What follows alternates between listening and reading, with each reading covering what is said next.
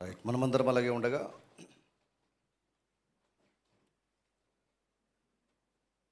Bible గ్రంథంలోంచి అపొస్తలుల కార్యం 7వ అధ్యాయంలోంచి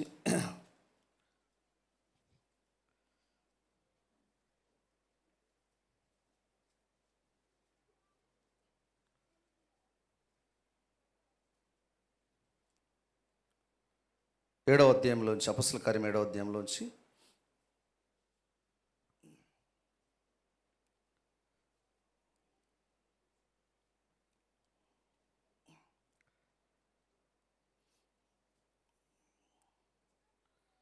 7వ వచనం నుంచి చదువుతాం. 7 నుంచి 8 వచనాలు చదివి 7-8 వచనాలు తర్వాత 19వ అధ్యాయం నుంచి ఒక వచనం చదువుదాం. మరియు దేవుడు ఏ జనమునకు వారు దాసులైందరో ఆ జనమును నేనే విమర్శ చేయుదుననియు, ఆ తర్వాత వారు వచ్చి ఈ చోట నన్ను సేవింతురనియు చెప్పెను. మరియు ఆయన సున్నతి విషయమైన నిబంధన అతనికి అనుగ్రహించెను. అతడు ఇస్సాకును కని ఆ నిబంధన చొప్పున 8వ దినమందు అతనికి సున్నతి చేసెను. ఇస్సాకు యాకోబును, యాకోబు 12 గోత్రకర్తలను కని వారికి సున్నతి చేసిరి. అపొస్తలుల కార్యం 19వ అధ్యాయంలోకి వెళ్తే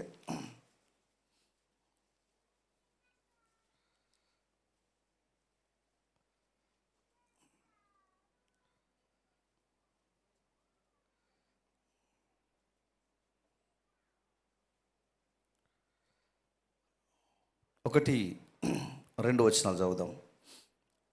అప్పల్లో కొరింథీలో ఉన్నప్పుడు జరిగినది ఏమనగా, పౌలు పై ప్రదేశంలో సంచరించి ఎఫెసునకు వచ్చి కొందరు శిష్యులను చూసి, మీరు విశ్వసించినప్పుడు పరిశుద్ధాత్మను పొందితిరే అని వారిని అడగగా, వారు పరిశుద్ధాత్ముడున్నాడన్న సంగతియే మేము వినలేదని చెప్పిరి.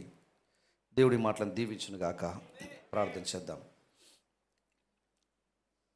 కృప కలిగిన మా తండ్రి, మహాపరిశుద్ధుడా, మమ్మల్ని మిక్కిలిగా ప్రేమిస్తున్న దేవానికి స్తోత్రములు. పరిశుద్ధమైన ప్రోక్షింపనని రక్తం కిందికి వచ్చి ఉండగా మా అతిక్రమ దోషం క్షమించమని మేము ప్రార్థిస్తున్నాం. దయామయుడా, నిన్న నేడు నిరంతరం ఏకరీతిగా ఉన్న దేవానికి స్తోత్రములు. నాయన, మరి ఎందు నిమిత్తం మేము ఇక్కడికి వచ్చామో, ఏ స్థితిలో వచ్చి ఉన్నామో నీవు ఎరిగిన దేవుడవు. నాయన, మా సమస్తమైన పాపములను అతిక్రమ దోషం క్షమించమని మేము ప్రార్థిస్తున్నాం. సమయానికి రాలేకపోయాం, ప్రార్థనలో ఉండలేకపోయాం నాయన. మరి మేమందరం సమయానికి వచ్చి ప్రార్థనలో ఉండే కృప దయచేయమని ప్రార్థిస్తున్నాం. ఇదిగో తండ్రి, మేము ఇంకా నడవలసిన త్రోవను మాకు బోధించండి. ఇంకా ప్రభా, మాకు అవసరము ప్రతి సంగతిని మాకు వివరించి మీరే మమ్మల్ని నడిపించమని మా ప్రభువును రక్షకుడునైన యేసుక్రీస్తు నామమున ప్రార్థిస్తున్నాం. ఆమేన్. కూర్చోండి దయచేసి.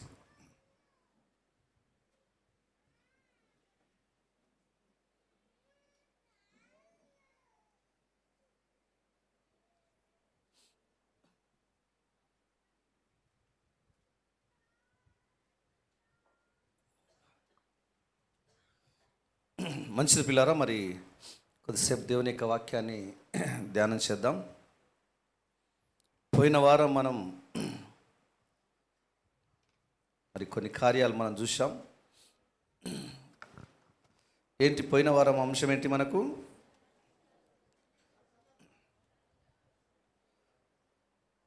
పరిశుద్ధాత్మ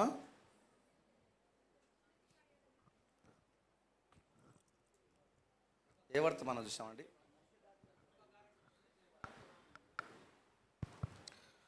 పరిశుద్ధాత్మ బాప్తిస్మ,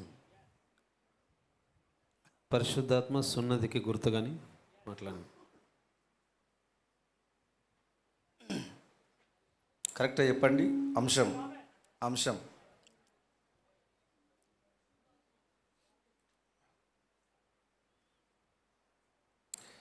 పరిశుద్ధాత్మ అనగా ఏమిటి అని దాన్ని ఉంటుంది.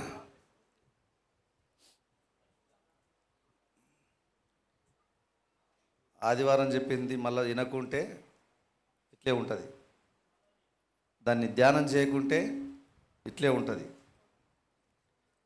మళ్ళొకసారి నోట్స్ తిప్పేయకుంటే ఇట్లే ఉంటుంది.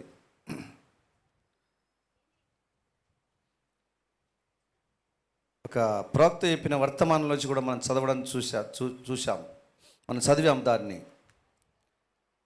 పరిశుద్ధాత్మ అనగా ఏమిటి అనే వర్తమానం.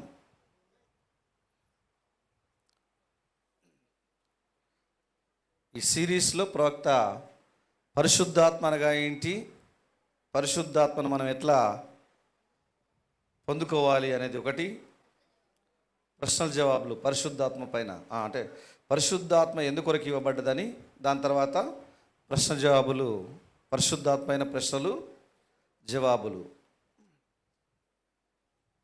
మరి మీరు ముందుకు వెళ్తూ ఉండాలి, నా కొరకు ప్రార్థన చేస్తూ ఉండాలి, కార్యాలను మనం లోతుగా మనం ధ్యానం చేస్తూ వెళ్ళిపోవాలి. ఆమేన్. పోయిన వారంలో మరి పాత నిబంధనలో మరి సున్నతి అనే ఒక గుర్తును మరి అబ్రహాముకు అతని సంతానానికి దేవుడు నిర్ణయించాడు. ఆ పాత నిబంధనలో ఉన్న సున్నతే కొత్త నిబంధనలో ఉండే పరిశుద్ధాత్మకు సాదృశ్యమని. సో పరిశుద్ధాత్మ ఇప్పుడు ఏంటంటే ఒక టోకెన్, ఒక గుర్తు, ఒక సూచన. హల్లెలూయా. ఇది మనం చూసాం.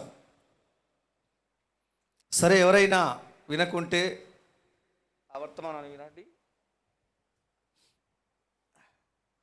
ఇక్కడ కొన్ని కార్యాలు, ప్రవక్త చెప్పిన కార్యాలను మనం చదువుతూ ముందుకు వెళ్ళిపోదాం. తెలుగు వర్తమానం కూడా వీలైతే అందుబాటులో ఉంచుకోండి. నేను చదువుతున్న రెఫరెన్స్ కానుంచి మీరు తెలుగులో చూస్తూ ఉండాలి.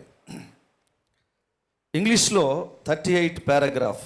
దీంట్లో ప్రవక్త ఏమంటాడంటే,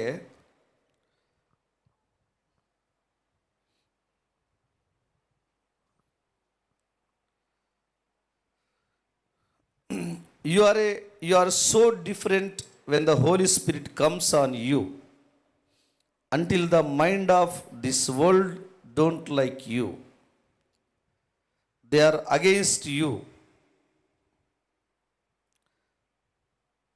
And they don't want nothing to do with you at all. పరిశుద్ధాత్ముడు వచ్చినప్పుడు నీవు ఒక ప్రత్యేకమైన వ్యక్తిగా ఉంటావని, ఈ లోకం యొక్క మనసు నిన్ను అంగీకరించదు, నిన్ను ఇష్టపడదు, ఈ లోకస్తులు నీకు వ్యతిరేకంగా ఉంటారు అని అంటున్నాడు. ఎప్పుడు పరిశుద్ధాత్ముడు మనం పైకి వచ్చినప్పుడు లోకము యొక్క మనస్సు నిన్ను అంగీకరించదు, నిన్ను ఇష్టపడదు, లేదా లోకము నీకు వ్యతిరేకంగా ఉంటుంది. ఫోన్లు స్విచ్ ఆఫ్ చేయండి.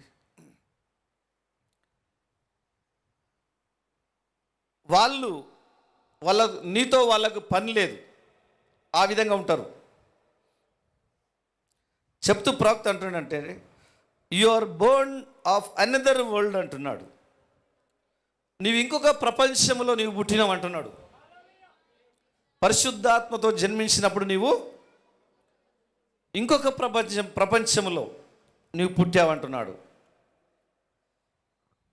ఇంకొక ప్రపంచం, ఇట్లా మనం చెప్పొచ్చు, ఇంకొక గ్రహం అనొచ్చు అంటూ ప్రవక్త అంటున్నాడు. ఏమంటే, you are just as much a alien అంటున్నాడు. ఏలియన్ అంటే పరగ్రహానికి సంబంధించిన వ్యక్తి, వేరైన వ్యక్తి, సంబంధం లేని వ్యక్తి. హల్లెలూయా. మనతో సంబంధం లేని వ్యక్తి. అందుకే ప్రవక్త అంటున్నాడు, నీవు పరిశుద్ధాత్మతో నింపబడితే నువ్వు ఏలియన్ లాగా ఉంటావన్నాడు. ఇప్పుడు ఏలియన్స్ది పెద్ద టాపిక్ ఉంది తెలుసా. స్పెషల్గా ఈ ఏలియన్స్ను లేదా ఆకాశంలో కనబడే వింత అయిన వాటిని స్టడీ చేయడానికి అమెరికాలో సపరేట్ డిపార్ట్మెంట్ ఉంది. ఏలియన్స్ యొక్క రహస్యం అమెరికన్స్ దగ్గర ఉంది అని ఈ మధ్యలో పోయిన వారంలో ఒక డిస్కషన్, బరాక్ ఒబామా అనే ఒక ప్రెసిడెంట్ ఇంతకు ముందు ఆయన ఏలియన్స్ గురించి మాట్లాడాడు. ఏలియన్స్ గురించి సమాచారం బయటికి రాబోతుందని మాట్లాడినప్పుడు ట్రంప్ ఆయన పైన మండిపడ్డాడు, నువ్వు సీక్రెట్స్ అన్ని బయట పెడుతున్నావని. అంటే ఏలియన్స్ గురించి ఏందో వాళ్ళకి తెలియదు, అంటే వాళ్ళ యొక్క మైండ్లో ఉంది, వాళ్ళు దాచిపెడుతున్నారు ఆ కార్యాలను. ఏలియన్ అంటే మనుషులతో సంబంధం లేని ఇంకొక జీవి. అట్లే పరిశుద్ధాత్మతో మనం జన్మించినప్పుడు, పరిశుద్ధాత్మ మనలోనికి వచ్చినప్పుడు మనం వేరే లోకంలో, వేరే ప్రపంచంలో మనం పుట్టిన వాళ్ళం అంటున్నాడు ప్రవక్త. ఏలియన్స్ ఏం చేస్తున్నారో, ఎట్లా ఉన్నారో, ఇది చేస్తున్నారో ఎవరికి ఎట్లయితే తెలియదో, అలాగే పరిశుద్ధాత్మతో నింపబడ్డవాడు కూడా అట్లే ఉంటాడు అంటున్నాడు.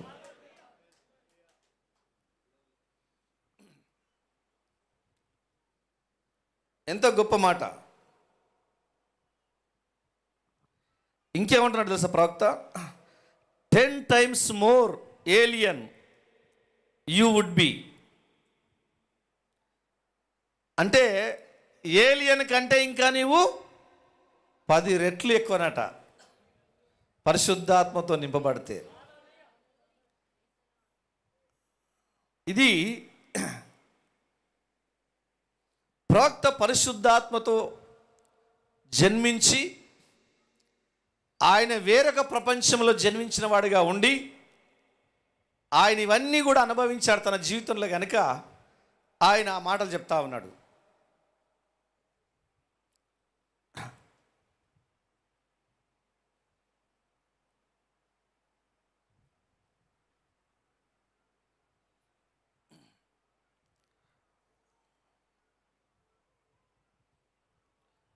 ఇంకొక మాట ఏమంటున్నానంటే,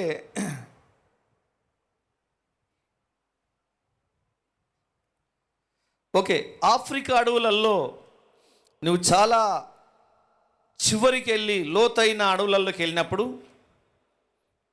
ఎట్లా ఉంటుందో పరిస్థితి, అలాగే పరిశుద్ధాత్మ నీ పైకి వచ్చినప్పుడు కూడా ఆ విధంగా ఉంటుంది అంటున్నాడు ప్రవక్త.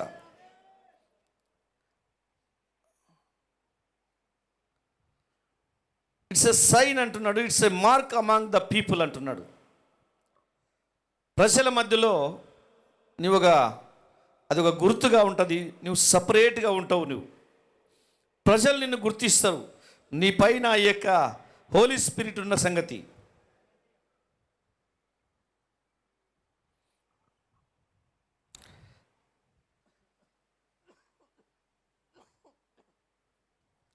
ఇక్కడ 40వ పారాగ్రాఫ్ తెలుగు దొరికిందా? దీని తర్వాత నేను చదువుతున్నప్పుడే మీరు సెట్ చేసి పెట్టుకోవాలి.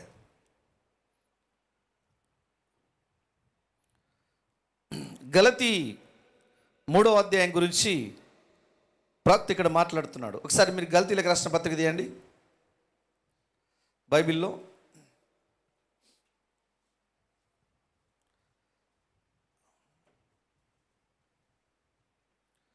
13వ వచనం చదువుదాం.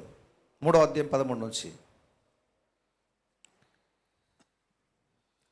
ఆత్మను గూర్చిన వాగ్దానము విశ్వాసం వలన మనకు లభించినట్లు అబ్రహాము పొందిన ఆశీర్వచనము క్రీస్తు యేసు ద్వారా అన్యజనులకు కలుగుటకై క్రీస్తు మన కోసము శాపమై మనలను ధర్మశాస్త్రం యొక్క శాపము నుండి విమోచించెను.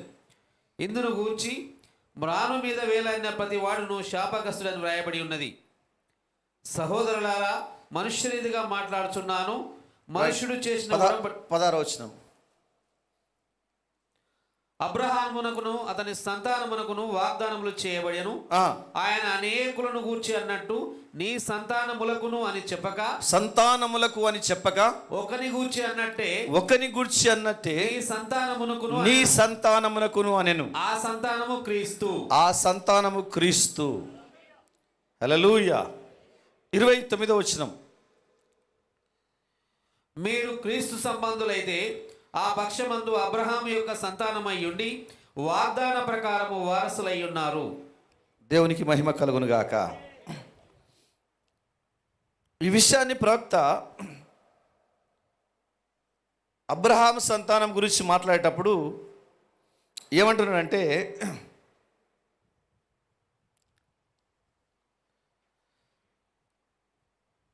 Abraham never received the promise while he was circumcised. అంటే ఆయన వాగ్దానం చేయబడ్డప్పుడు, ఈ సున్నతి అనే గుర్తు ఆయనకి ఇచ్చినప్పుడు ఆయనకు వాగ్దానం ఇవ్వబడలేదు. వాగ్దానాన్ని ఎప్పుడు పొందుకోలే, కానీ దానికంటే ముందుగానే ఆయన వాగ్దానం పొందుకున్నాడు అన్నాడు ఆయన. To show that circumcision was just a type. He received the promise before he was circumcised. It was a type of recognition of his faith that he had before he was circumcised. అంటే నీ సంతానమునకు అని దేవుడు వాగ్దానం చేసింది పరిశుద్ధాత్మను సున్నతి పొందిన తర్వాత కాదు, కానీ సున్నతి పొందడానికంటే ముందుగానే దాన్ని వాగ్దానం చేశాడు. ఫ్యాన్ కూడా ఆపేసాను కొంచెం.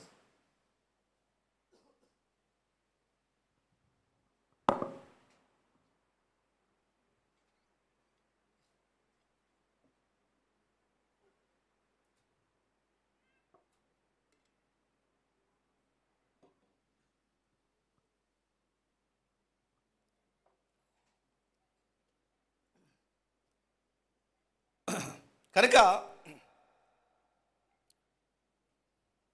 తెలుగు దొరికిందా? నేమ్ చెప్పండి మరి. పరిశుద్ధాత్మ అనగా ఏమిటి? పరిశుద్ధాత్మ ప్రశ్న జవాబులా ఏంటిది అనేది. పరిశుద్ధాత్మ అనగా ఏమిటి?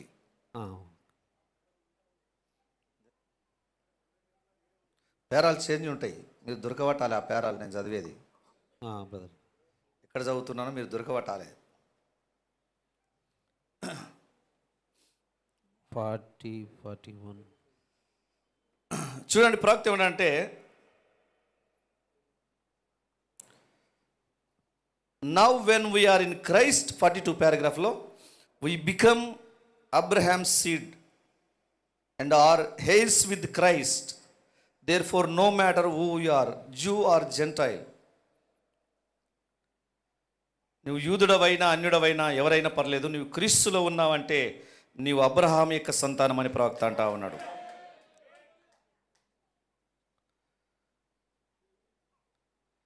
ఇక్కడ ప్రవక్త ఏమనంటే, and the seed of Abraham as the faith of Abraham అంటున్నాడు. అబ్రహాం యొక్క సంతానం అబ్రహాం యొక్క విశ్వాసాన్ని కలిగి ఉంటుందని ప్రవక్త అంటున్నాడు.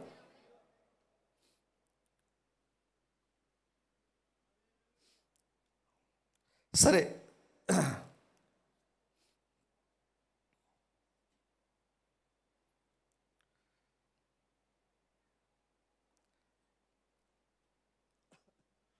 అబ్రహాం ఎట్లయితే ఆయన సున్నతి కంటే ముందుగానే వాగ్దానాన్ని స్వీకరించి కుమారుని గురించిన విశ్వాసాన్ని ఎట్లయితే కలిగి ఉన్నాడో, అబ్రహాము యొక్క సంతానం కూడా వారు కూడా విశ్వాసం కలిగి ఉంటారు. అబ్రహాము కలిగిన అదే విశ్వాసాన్ని వాళ్ళు కూడా కలిగి ఉంటారు.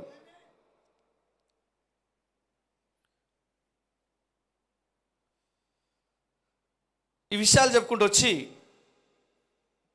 ఎఫెసీ 4:30 ప్రవక్త చదవండి. ఏముంది ఎఫెసీ 4:30లో?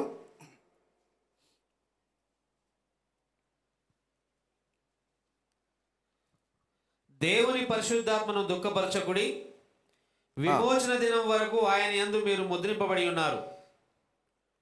రైట్.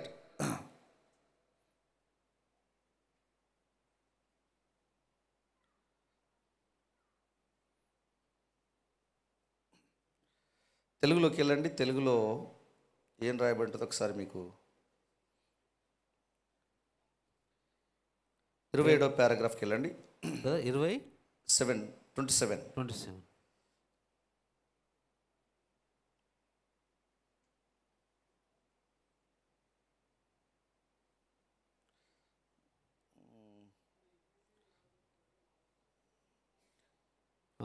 ఓకే. ఇప్పుడు ఎఫెసీ 4:30లో ఇలాగ చదవబడుచున్నది, దేవుని యొక్క ఆత్మను మీరు దుఃఖపరచకుడి. ఒక నిమిషం.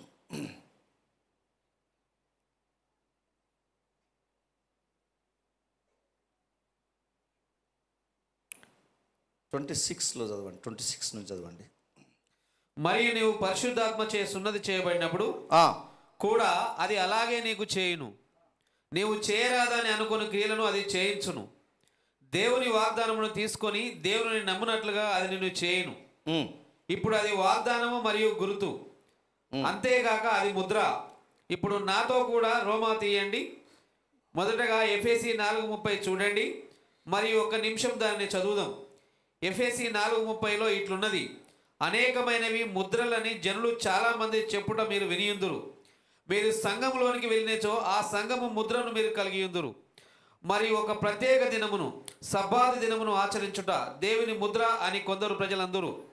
ఒక ప్రత్యేక శాఖలో మనకు సభ్యత్వమునచో మనము దేవుని యొక్క రాజ్యంలోనికి ముద్రింపబడినట్లేనని మరికొందరు చెప్పుదురు. ఇప్పుడు పరిశుద్ధ గ్రంథము చెప్పున్నది వినండి, ప్రతి వాని మాట అబద్ధమే గాని దేవుడు ఒక్కడే సత్యవంతుడు. దేవునికి మహిమ కలుగును గాక. ఈ ముద్ర గురించి రకరకాల అభిప్రాయాలు రకరకాల సంఘ శాఖల్లో ఉన్నాయి. కానీ బైబిల్ ఏం చెప్తుంది అని ప్రవక్త చెప్తా ఉన్నాడు.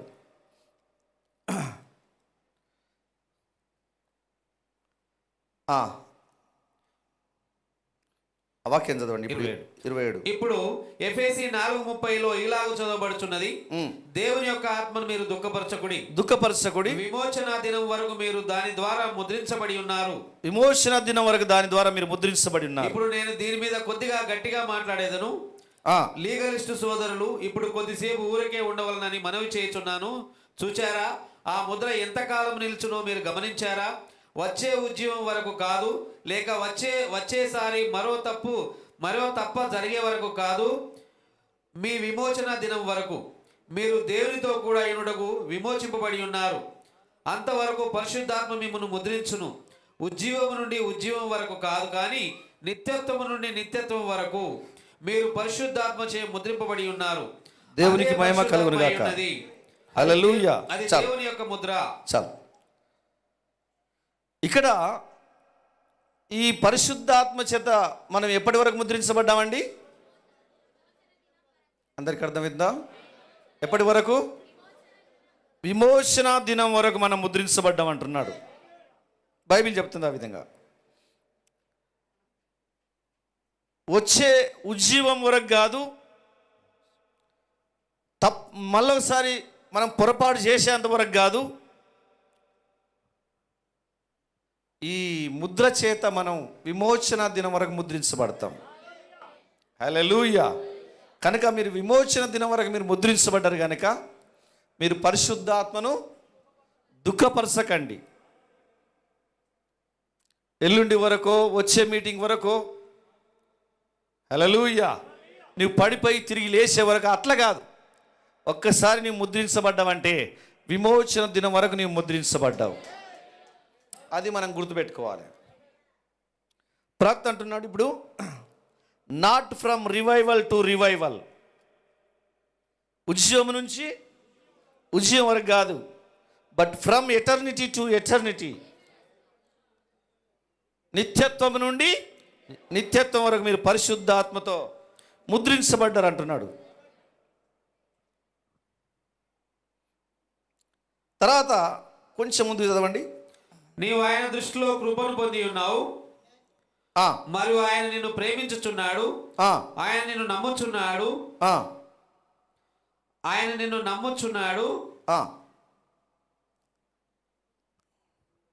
తర్వాత మరియు ఆయన తన ముద్రను నీ పైన ఉంచి ఉన్నాడు. రైట్. ఆయన నిన్ను ప్రేమిస్తున్నాడు, నిన్ను నమ్ముతున్నాడు కనుక ఆయన తన ముద్రను నీ పైన వేశాడు. ముద్ర అనగా ఏమిటి? ఏంటి ముద్ర అనగా ఏంటి? ఎందుకు? ఎవరైనా ముగించిన పనిని ముద్ర సూచించును. ఆమేన్. హల్లెలూయా. ముగించిన పనికి ముద్ర సూచించును. అదే దాని అర్థం. దేవుడు నిన్ను రక్షించెను, నిన్ను శుద్ధీకరించెను, నిన్ను పవిత్రపరిచెను, నీ పట్ల కృప చూపెను, మరియు నిన్ను ముద్రించెను. ఆయన పూర్తి చేసెను. నీ విమోచన దినం వరకు నీవు ఆయన సొత్తు, పూర్తయిన వస్తువు అని ముద్ర చూపించును. హల్లెలూయా. చూడండి, ఆయన నిన్ను రక్షించాడు, శుద్ధీకరించాడు, శుభ్రపరిచాడు, నీ ఎడల దయను చూపాడు, నిన్ను ముద్రించాడు, ఇదంతా ముగించేశాడు. హల్లెలూయా. ముద్ర అంటే ముగింపు, ముగించబడ్డదాని అనడానికి సీల్ అక్కడ. ఇప్పుడు చూడండి, పేపర్ వినంతా రాసి సంతకం చేసినాక ముద్ర వేస్తారు. అంటే ఇదంతా పని అంతా అయిపోయిందని ముందే సీల్ వేయరు. పని అంతా అయిపోయిన తర్వాత సీల్ వేస్తారు. అందుకే ప్రవక్త అంటున్నాడు, యు ఆర్ హిస్ ప్రోడక్ట్ అంటున్నాడు ఆయన.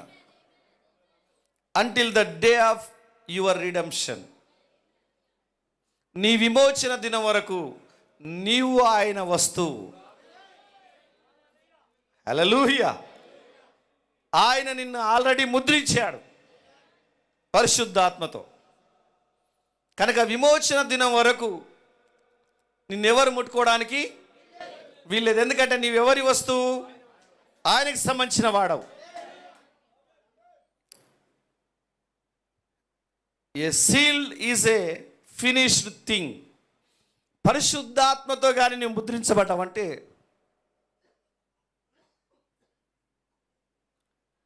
ఆల్రెడీ నీవు ఆయన వస్తువు అని, నీవు రక్షింపబడ్డావు, శుభ్రపరచబడ్డావు, అంతా నీ విషయంలో ఆయన పూర్తి చేసేసాడు. కనుక నిన్ను ముద్రించాడు ఆయన. ఇక్కడ ఇంకొక మాట చెప్తున్నాడు, చదవండి కిందికి. పరిశుద్ధాత్మ అనగా ఏమిటి? అది ఒక సూచన. మనము దానిని గూర్చి ఇంకా వివరంగా మరో వర్తమానంలో తర్వాత చూద్దాం. పౌలు చెప్పిన సూచన భాషలు విశ్వాసులకు సూచన అయి ఉన్నది, లేక అవిశ్వాసులకు. ఇప్పుడు గమనించండి, కానీ ఇక్కడ పరిశుద్ధాత్మ ఒక సూచన. నా ఉద్దేశము, పరిశుద్ధాత్మ ఒక ముద్ర. దేవుడు తాను ఏర్పరచుకున్న పిల్లలకు ఇచ్చిన సూచన అది. దాన్ని నిరాకరించుట అనగా జనుల నుండి కొట్టివేయబడుటే. దేవునికి మహిమ కలుగును గాక. చూడండి, దేవుడు తాను ఏర్పరచుకున్న పిల్లలకు దేవుడిచ్చిన ముద్ర అది, సూచన అది. ఈ పరిశుద్ధాత్మను కానీ తృణీకరిస్తే అతడు ప్రజల్లో నుంచి కొట్టివేయబడడం.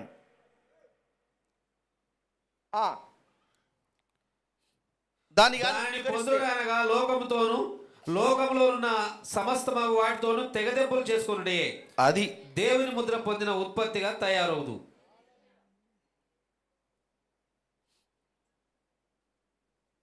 నువ్వు పరిశుద్ధాత్మను పొందినవంటే లోకంతో తెగదెంపులు. హల్లెలూయా.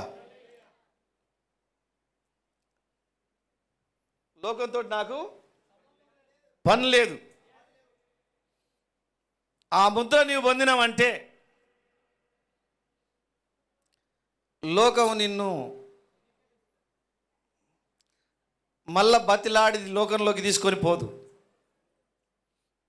మీకు అర్థమైందండి నేను చెప్పేది? ఆ ముద్ర వచ్చిందంటే నీవు లోకానికి కట్ అయిపోతావు. పరిశుద్ధాత్మ నీలోనికి వచ్చిందంటే నువ్వు వేరే ప్రపంచంలో జన్మించిన వాడవుగా ఉంటావు.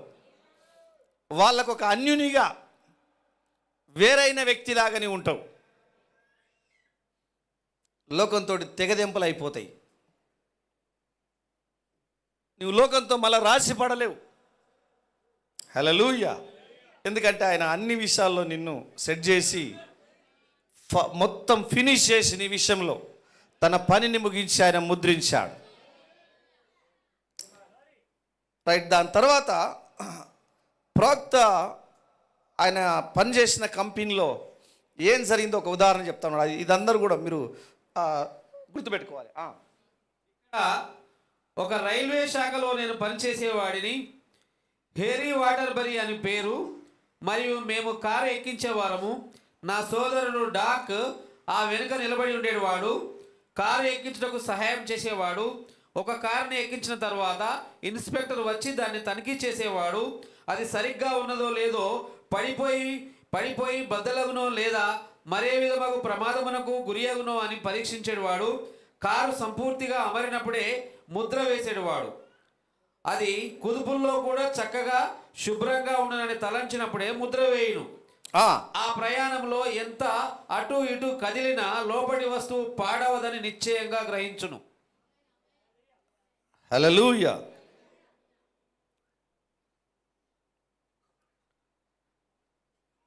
అంటే ఈ తయారు చేయబడ్డ వస్తువులు ఆ కారులో ఎక్కించినప్పుడు, ఆ వ్యాన్లో ఎక్కించినప్పుడు ఆయన అన్ని చూసుకునేవాడట. ఇన్స్పెక్టర్ వచ్చి అన్ని అటు ఇటు కదిలించి ఎక్కడన్నా ఏమన్నా లూజుగా కట్టారా, మరి ఎక్కడన్నా పోతా కదులు అది అటు ఇటు ఇది అయినప్పుడు ఏమన్నా అటు ఇటు దొర్లి కింద పడుతుందేమో అన్ని రకాలుగా చెక్ చేసుకొని ఇది లాస్ట్ వరకు గమ్యస్థానం వరకు క్షేమంగా వెళ్తుంది, ఎక్కడ ఏమీ లూజ్ లేదు, అంతా సెట్ అయి ఉంది, ప్రాబ్లం లేదన్నప్పుడు ఆ ఇన్స్పెక్టర్ డోర్ పెట్టేసి దానికి ముద్ర వేస్తాడు. హల్లెలూయా. మీకు అర్థమైంది కదండి. మొదటగా ఇన్స్పెక్టర్ వచ్చి చూస్తాడు, తనిఖీ చేస్తాడు అంతా, ఏమేమి ఉంది, బాగుందా లేదా, మంచిగా ఎక్కించిరా లేదా, ఎక్కడ కట్టాల్సినవి కరెక్ట్గా కట్టారా లేదా, ఏమైనా లూజ్ ఉన్నాయా అన్నీ చెక్ చేసి ఇంకా ఇది ఎక్కటి పరిస్థితుల్లో డ్యామేజ్ కాదు, క్షేమంగా ఆడికి వెళ్తుంది అన్నప్పుడు ఆయన దానికి ముద్ర వేసేవాడట. ఇన్స్పెక్టర్ అనేవాడు, తనిఖీ చేసేవాడు. దాని గురించి ప్రవక్త ఇక్కడ అంటున్నాడు, చదవండి ఇంకా కింద. మనం అంతగా ముద్రించబడకపోవటకు కారణం అదే, మనము కొన్ని విషయములలో మరీ వదులుగా ఉన్నాము. చూడండి, ఈ పాయింట్స్ జాగ్రత్త మీరు పట్టుకోండి. మనము పరిశుద్ధాత్మతో ముద్రించబడకపోవడానికి కారణం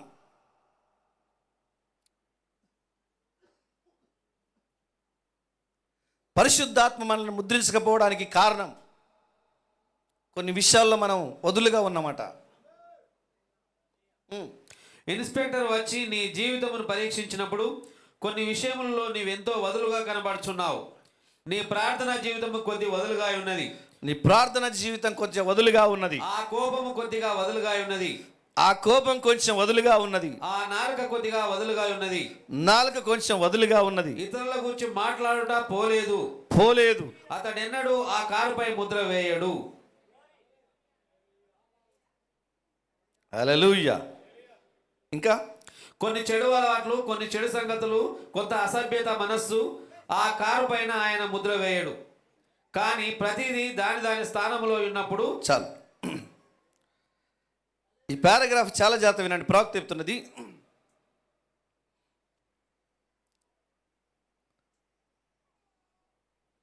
when the inspector goes through to inspect your life అంటున్నాడు. ఆ యొక్క తనిఖీ చేసేవాడు వచ్చి నిన్ను తనిఖీ చేస్తాడట. ఈ పరిశుద్ధాత్మ ముద్ర వేయడానికంటే ముందుగా ఈ తనిఖీ చేసేటప్పుడు నువ్వు కొంచెం వదులుగా ఉన్నావనుకో, లూజ్గా ఉన్నావనుకో, ఆయన నీకు ముద్ర వేయడు. నీ ప్రార్థన జీవితంలో నువ్వు వదులుగా ఉన్నావనుకో, ముద్ర పడదు. వారానికి ఒకసారి ప్రార్థన చేసే వాళ్ళకి ముద్ర పడుతుందా?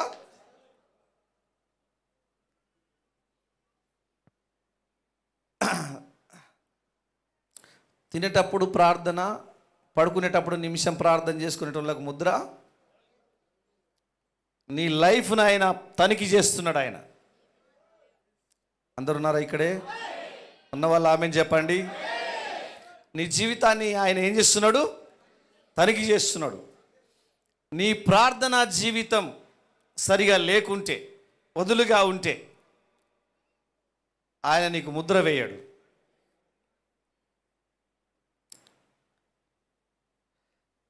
నువ్వు కోపిష్టివైనవనుకో, hallelujah, little loose about that temper అంటున్నాడు. నువ్వు ముక్కోపిలాగా ఉంటే ఆయన ముద్ర వేయడు. ఏంది బ్రదర్, ప్రవక్త చెప్తున్న కార్యాలు అవి. కొందరికి కోపం అంటే ఎట్లుంటుందంటే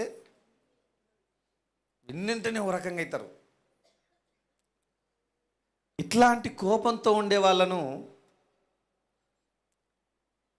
ఆయన వచ్చేసి కొంచెం లూజ్గా ఉన్నాడు ఈయన కానీ ముద్ర వేస్తే అన్న పడిపోతే మళ్ళీ లోపల డ్యామేజ్ అయిపోతాడు అని అన్ని చెక్ చేసుకున్న తర్వాత ఆయన ముద్ర వేస్తాడట. నీ నాలుక విషయంలో కొంచెం లూజ్ టంగ్, ఇట్లాంటి వాళ్ళని కూడా ముద్రేయాడు. అందరు వింటున్నారా? లూజ్ టంగ్ అంటే ఏం మాట్లాడాలనో, ఎప్పుడు మాట్లాడాలనో, ఎట్లా మాట్లాడాలనో తెలియని వాళ్లకు పరిశుద్ధాత్మ ముద్ర పడదు.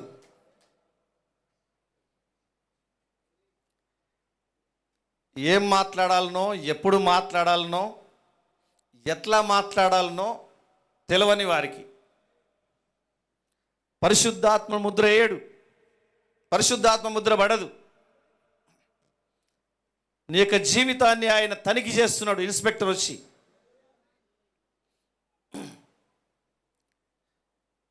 ఏదన్నా విషయం ఉందంటే అందరికీ ప్రచారం చేసే వాళ్ళకి పరిశుద్ధాత్మ ముద్ర ఉండదు. ఊరికే మాట్లాడేటోళ్ళకు కూడా ముద్ర పడదు. ఎందుకంటే ఊరికే మాట్లాడేటోళ్ళు ఏదోటి మాట్లాడుతూనే ఉంటారు. వాళ్ళది వీళ్ళకి చెప్తారు, వీళ్ళది వాళ్ళకి చెప్తారు, కొండాలు చెప్తారు. అవి మంచి ముచ్చట్లే అనుకుంటారు వాళ్ళు. ఆ బైబిల్లో రాయబడింది, విస్తారమైన మాటలలో అనేకమైన దోషాలు ఉంటాయి, దోషం ఉండక మానదని రాయబడ్డది. కనుక ఎవరు ఎక్కువ మాట్లాడతారో వాళ్ళ లోపట ఆ మాటలలో డెఫినెట్గా దోషం ఉంటుంది. అక్కడ తప్పులుంటాయి. అక్కడ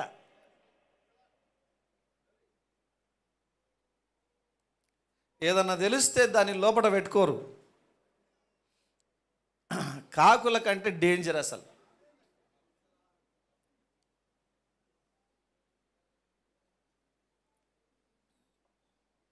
నేను ఈ మాట మాట్లాడుతుంటే ఎవరికి తలగాలనో వాళ్ళకి తలుగుతుంటుంది. ఇది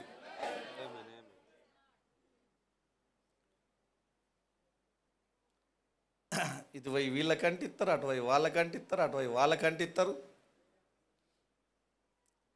ఎందుకు నీకు ఏం పని ఇవన్నీ చెప్పే విషయంలో? వీళ్ళ గురించి వాళ్ళకు, వాళ్ళ గురించి వీళ్ళకి నీకు చెప్పాలని ఎవరు నిన్ను నిర్ణయించారు? ఎవరు నీకు ఆ పదవి ఇచ్చిండ్రు? సంఘములో కానీ, బంధువుల మధ్యలో కానీ, ఇరుగు పొరుగు వారి విషయంలో కానీ నీ నాలుకనంత ఈజీగా లూజ్ టంగ్ కానీ ఉంటే పరిశుద్ధాత్మ నిన్ను ముద్రించే అవకాశం లేదు. ఏదో జరిగిపోయినట్టు చేస్తూ ఉంటారు.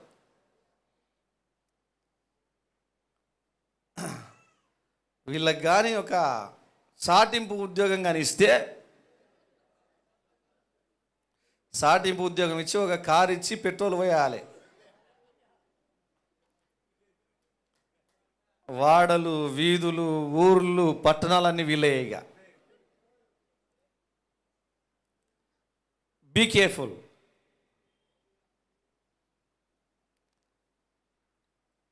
ఈవెన్ నువ్వు మాట్లాడే విధానాన్ని కూడా పరిశుద్ధాత్మ ఇన్స్పెక్టర్ చెక్ చేస్తూ ఉన్నాడు. ఏం మాట్లాడుతున్నావు, ఎవరి గురించి ఏం మాట్లాడుతున్నావు, అది కూడా చూస్తున్నాడు ఆయన. ఇట్లాంటి లూజ్ టంగ్ వాళ్ళను పరిశుద్ధాత్ముడు ముద్రించడు అసలు. అయితే వాళ్ళకు కూడా అవకాశం ఉంటుంది నాలుకని కంట్రోల్ చేసుకుంటే. నిజమేనా? అగ్ని ఎట్లయితే అడవిని తగులబెడుతుందో, ఈ నాలుక చిన్నదే కానీ అన్నిటిని తగలబెట్టి కూర్చుంటుంది, పంచాదులు పెట్టి కూర్చుంటుంది, ఇతరులను ఇబ్బంది పెడతా ఉంటుంది, కత్తిపోటు లాంటి మాటలు మాట్లాడుతుంటారు. ఇక వానికి కత్తి అవసరం లేదు, మాటలే కత్తులు. యువతల గుచ్చితే అవతల వెళ్తుంది. అట్లాంటి మాటలు మాట్లాడేటోళ్ళు ఉంటారు. ఇన్స్పెక్టర్ చూస్తూ ఉంటాడు. నాలుక కంట్రోల్లో ఉంది అంటేనేమో ముద్ర వేస్తాడు, కంట్రోల్లో లేదు అంటే ఇట్లా. అట్లా పురుషులు కూడా భార్యల దగ్గర ఏం చెప్పాలనో అదే చెప్పాలి. పురుషులు కూడా అంత తీసుకుపోయి భార్యకి చెప్తే ఆమె సాటింపు చేసుకుంటూ పోతుంది. పురుషులకు కూడా నాట్ ఓన్లీ స్త్రీలకు కాదు, స్త్రీలకే మాత్రమే కాదు లూజ్ టంగ్, పురుషులకు కూడా లూజ్ టంగ్ ఉంటుంది. అంత అంటించి తలిగించి తమాషాలు చూస్తారన్నారు చూసురా. అందరికీ అవి ఇవి మాట్లాడి, నేనా బ్రదర్ ఎప్పుడు మాట్లాడినా?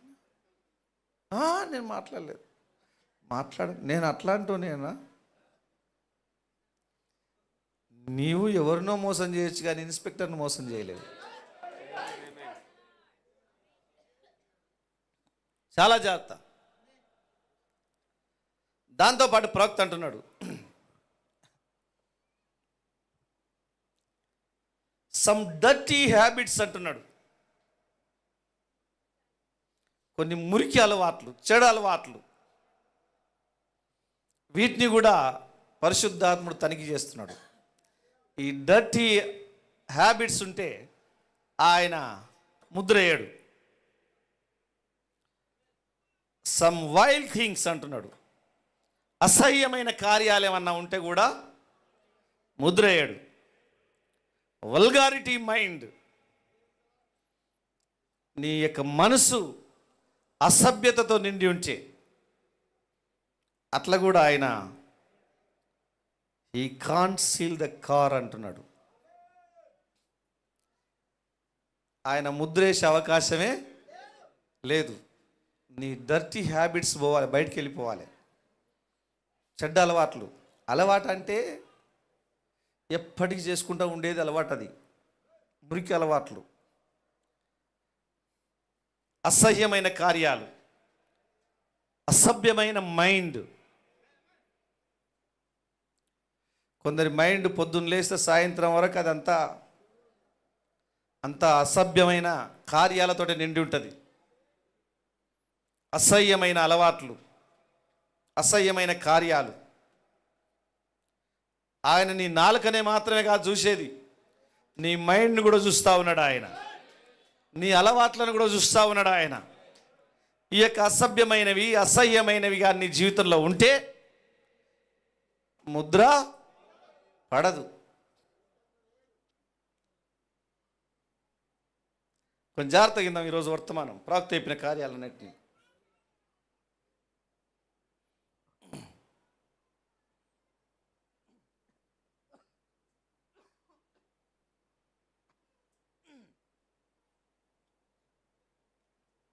తర్వాత చదవండి తెలుగులో. కొన్ని చెడు అలవాట్లు, కొన్ని చెడు సంగతులు, కొంత అసభ్యత మనసు, ఆ కారు పైన ఆయన ముద్ర వేయడు. కానీ ప్రతిదీ దాని స్థానంలో ఉన్నప్పుడు ఇన్స్పెక్టర్ అప్పుడు ముద్ర వేయును. ఆ ముద్రను ఎవరు ధైర్యంగా విప్పలేరు. అది దాని గమ్యస్థానమున చేరిన తర్వాతనే ముద్ర విప్పుదురు. అదే జరుగును. దేవునికి మహిమ కలుగును గాక.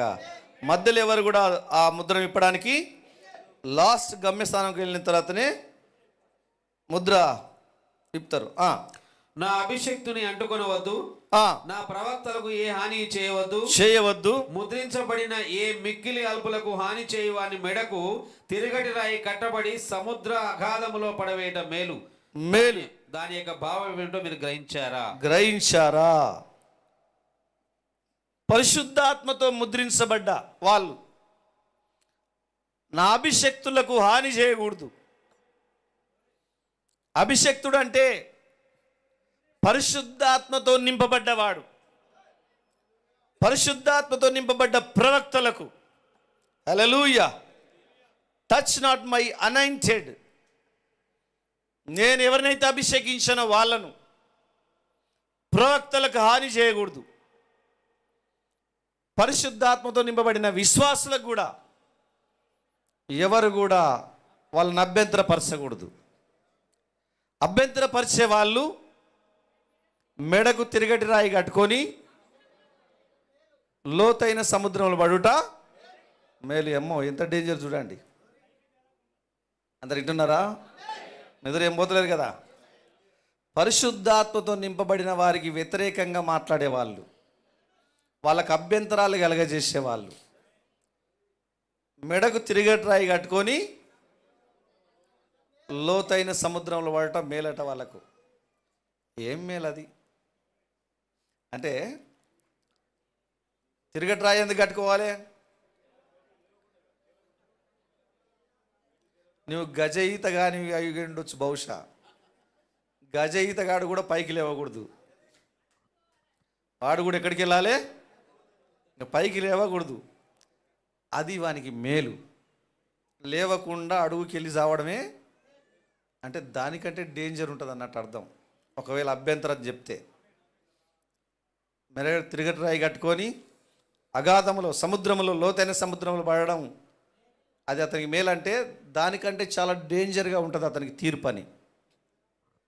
అభిషక్తులను, పరిశుద్ధాత్మతో ముద్రించబడ్డ వారిని, వారికి అభ్యంతరాలు కలగజేస్తే రైట్. తర్వాత పారాగ్రాఫ్లో అదే పరిశుద్ధాత్మ అయి ఉన్నది, అది నీ యొక్క నిశ్చయత. ఇప్పుడు చూడండి, it's a seal, it's a mark, it's a sign, it's your assurance. అది నీ యొక్క నిశ్చయత,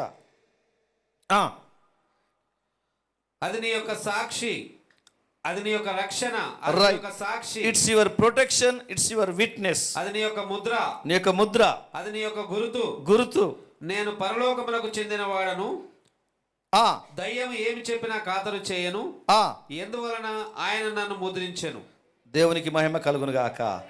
నేను పరలోక సంబంధిని, నేను వేరే లోకంలో జన్మించిన. దయ్యం ఏం చెప్పినా అది దాన్ని నేను లెక్క చేయను.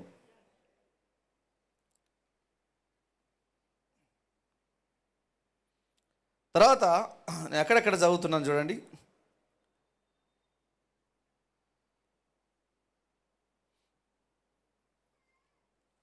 దాని తర్వాత నెక్స్ట్ పారాగ్రాఫ్లోకి వెళ్తే ఏమంటాడంటే ప్రవక్త యోహాను 14వ అధ్యాయం చూపించి, now the spirit of God, the Holy Ghost. What is the Holy Ghost? It is the spirit of Christ in you అంటున్నాడు. క్రీస్తు యొక్క ఆత్మ నీ లోపట ఉండడమే పరిశుద్ధాత్మ. What is the Holy Ghost? పరిశుద్ధాత్మగా ఏంటంటే క్రీస్తు యొక్క ఆత్మ నీలో ఉండడమే. ఇది మనకు తెలిసి కార్యాలు. ఇంకా ఏమంటున్నాడంటే ప్రవక్త, what is the Holy Ghost? It is a seal. What is the Holy Ghost? It's a covenant, నిబంధన. It's the Holy Ghost, it's a sign. What is the Holy Ghost then? Spirit of Christ in you.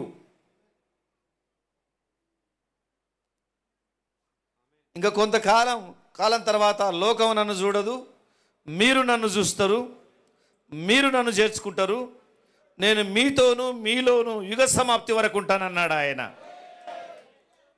హల్లెలూయా. దాని గురించి ప్రవక్త మాట్లాడుతూ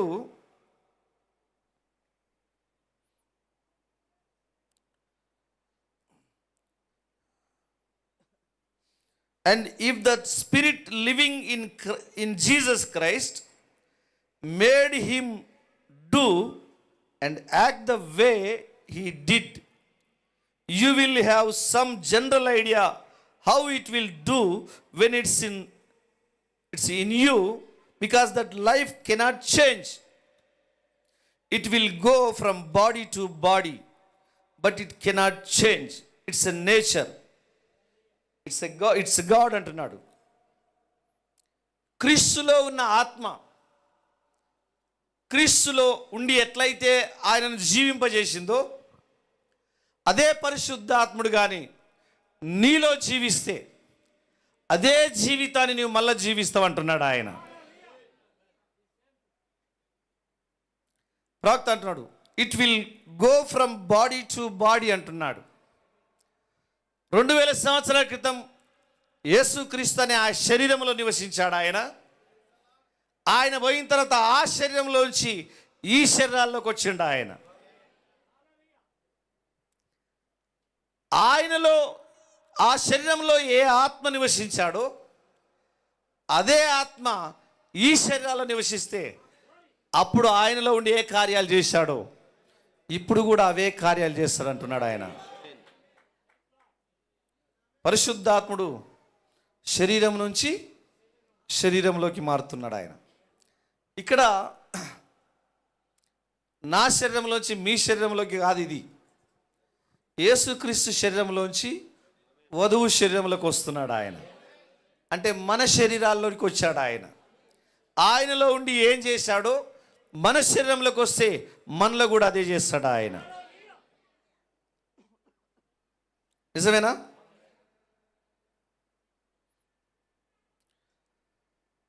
ఇంకా ఏమంటారంటే, what is the Holy ghost?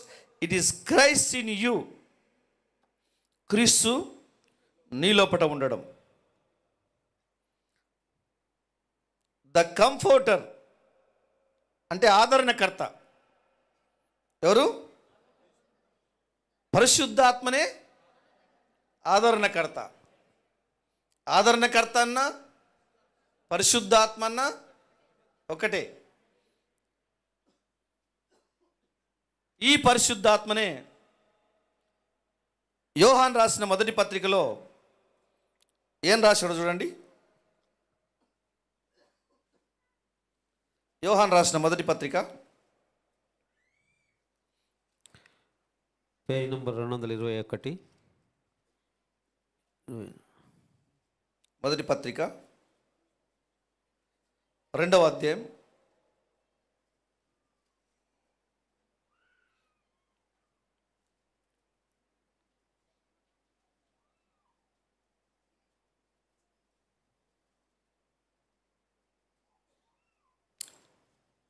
1-2 వచనాలు. నా చిన్నపిల్లలారా, మీరు పాపము చేయకుంటకై ఈ సంగతులను మీకు వ్రాయిచున్నాను. ఎవడైనా పాపము చేసిన ఎడల నీతిమంతుడైన యేసుక్రీస్తు అను ఉత్తరవాది తండ్రి యొద్ద మనకున్నాడు.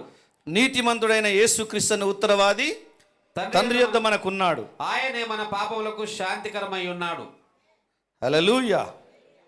మన పాపములకు శాంతికరమై ఉన్నాడు. మన పాపములకు మాత్రమే కాదు, సర్వలోకమునకును శాంతికరమై ఉన్నాడు. మళ్ళీ చదవండి మొదటి వచనం. నా చిన్నపిల్లలారా, మీరు పాపం చేయకుంటకై ఈ సంగతులను మీకు రాయిచున్నాను. ఎవడైనా పాపము చేసిన ఎడల నీతిమంతుడైన యేసుక్రీస్తు అను ఉత్తరవాది తండ్రి యొద్ద మనకున్నాడు. యేసుక్రీస్తు అను ఉత్తరవాది తండ్రి యొద్ద మనకు ఉన్నాడు. ఉన్నాడా? ఇక్కడ ఇంగ్లీష్లో we have an advocate with the Father, Jesus Christ the righteous. నీతిమంతుడైన యేసుక్రీస్తు అనే ఒక న్యాయవాది. హల్లెలూయా. న్యాయవాది ఎక్కడున్నాడు? తండ్రి యొద్ద మనకున్నాడు. లాయర్ అంటాం మనం. లాయర్ అంటే ఆయన చదువుకున్నప్పుడు లాయర్, తర్వాత ఆయన ఎప్పుడైతే ప్రాక్టీస్ చేస్తుంటాడో అప్పుడు ఆయన అడ్వకేటు. న్యాయవాది న్యాయం కొరకు వాదిస్తాడు. కనుక ఇప్పుడు యేసుక్రీస్తు అనే ఒక న్యాయవాది ఎక్కడున్నాడు? ఇప్పుడు తండ్రి యొద్ద ఉన్నాడు. కనుక ఇప్పుడు పరిశుద్ధాత్ముడు ఎవరు? యేసుక్రీస్తే. యేసుక్రీస్తును న్యాయవాది అక్కడ ఉన్నాడు మనకు. ఉత్తరవాది అంటే న్యాయవాది. ఇప్పుడు పరిశుద్ధాత్ముడు ఎవరు? పరిశుద్ధాత్మనే అడ్వకేట్. బా, దొంగలమైన మనకు ఒక మంచి అడ్వకేట్ ఉన్నాడు. అంతేనా? మనలాంటి నేరస్తుల కొరకు ఒక అడ్వకేట్ ఆడ ఉన్నాడు. తండ్రి ఎదుట ఎప్పటికీ మన గురించి వాదించే ఒక అడ్వకేట్ మన కొరకున్నాడు. ఆ అడ్వకేటే పరిశుద్ధాత్ముడు. ఆ పరిశుద్ధాత్మ పేరు ఏం పేరు? యేసుక్రీస్తు. యేసుక్రీస్తు. పరిశుద్ధాత్మ అన్న, ఆదరణకర్త, అడ్వకేట్ అన్న, ఇవన్నీ బిరుదులు. బట్ ఆయన పేరేం పేరు? యేసుక్రీస్తు అనే అడ్వకేట్ అక్కడ ఉన్నాడు. మీకు సంతోషంగా ఉందా ఇప్పుడు మన కొరకు ఒక అడ్వకేట్ ఉన్నాడని? కొన్నిసార్లు ఎట్లుంటుందంటే,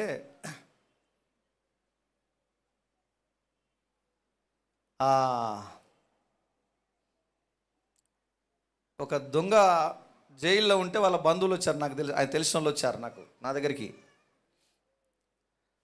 ఆయన వేరే రాష్ట్రం అతను వచ్చి ఇక్కడ దొంగతనం చేసిండు. పోలీసులు పట్టుకుని అతన్ని జడ్జి ముందు ప్రవేశపెట్టి జైల్లో వేసిండ్రు. ఇంకా లోపలికి వెళ్ళిపోయిండు. ఇక వాడు ఎక్కడికి వెళ్ళిండు, ఏడ ఉన్నాడు అన్న సంగతి తల్లిదండ్రులకు కూడా తెలియదు, ఫ్రెండ్స్ కూడా తెలియదు. తల్లిదండ్రులకు ఫ్రెండ్స్కో తెలిసింటే వాళ్ళు ఏం చేస్తారంటే వెంటనే ఒక లాయర్ని పట్టుకొని కోర్టుకి వెళ్ళి బెయిల్ తీసుకొచ్చుకునేవాళ్ళు. వాడు ఎక్కడున్నాడో ఇప్పుడు ఎవరికి తెలియదు, జైల్లో పెట్టిన పోలీసులు. అప్పుడు జడ్జి ఏం చేస్తాడట తెలుసా?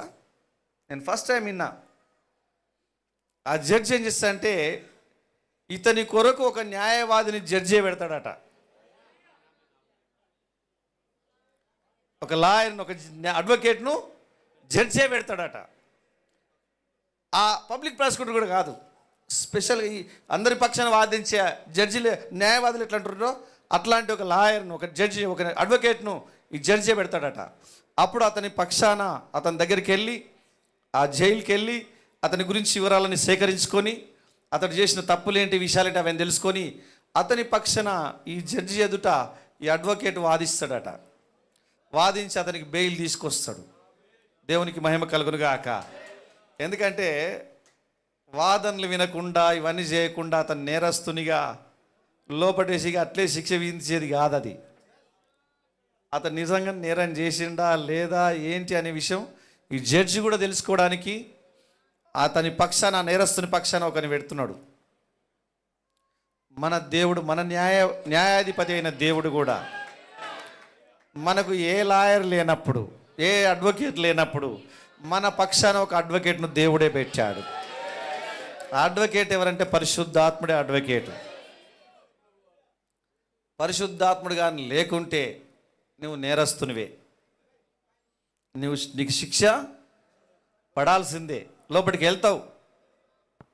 అయితే అడ్వకేట్ మన పక్షాన వాదించాలి.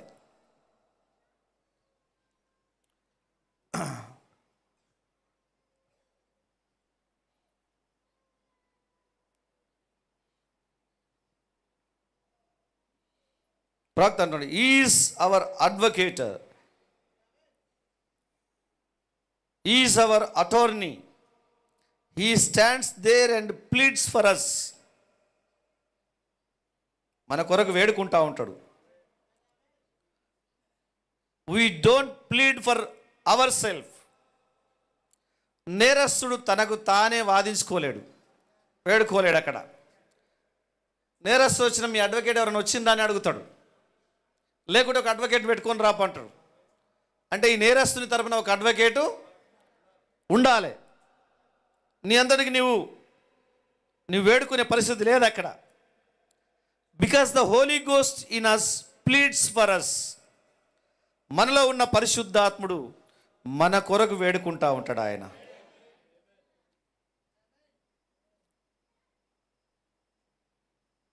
ఉచ్చరింప సఖ్యం కానీ మూలుగులతో. The Holy Spirit giving utterance sometimes with words you can't understand. నీకు అర్థం కానీ పదాల ద్వారా మాట్లాడలేని, ఉచ్చరింప సఖ్యం కానీ మాటల ద్వారా ఆయన నీ కొరకు వేడుకుంటాడు. And he makes intercessions for us. That's what the Holy Ghost is. ఆయన మన కొరకు వేడుకోవడం అనేది ఎంత గొప్ప సంగతి చూడండి. మనలో ఉన్న పరిశుద్ధాత్ముడే మన కొరకు వేడుకుంటున్నాడట. కనుక పరిశుద్ధాత్ముడుగా లేకుంటే నీవు అడ్వకేట్ లేని నేరస్తునివి. అర్థమైందా అండి? అడ్వకేట్ లేకుంటే నీ జీవితకాలం అంతా ఎక్కడ గడపాలి? జైల్లో గడపాల్సిందే. నీ కొరకు ఒక వ్యక్తి వేడుకోవాలి, అడ్వకేట్ వేడుకోవాలి. ఆయన మళ్ళీ నీలో ఉంటేనే నీ కొరకు వేడుకుంటాడు. ఆయన నీవెక్కడో ఉంటే ఆయన వేడుకునేది కాదు. అక్కడ పరిశుద్ధాత్ముడు ఆయన నీలో ఉండి తండ్రిని వేడుకుంటున్నాడు, మన కొరకు విజ్ఞాపనలు చేస్తున్నాడు. దేవునికి మహిమ కలుగును గాక. ఇక్కడ ముగ్గురు దేవుళ్ళు గారు, యేసు ప్రభువు అక్కడ విజ్ఞాపన చేస్తున్నాడు అనేది కాదు. ఇక్కడ ఆ విజ్ఞాపన చేసేది ఎవరో కాదు కానీ ఉత్తరవాదే, ఈ అడ్వకేటే. ఈ అడ్వకేట్ ఎవరో కాదు కానీ పరిశుద్ధాత్ముడే.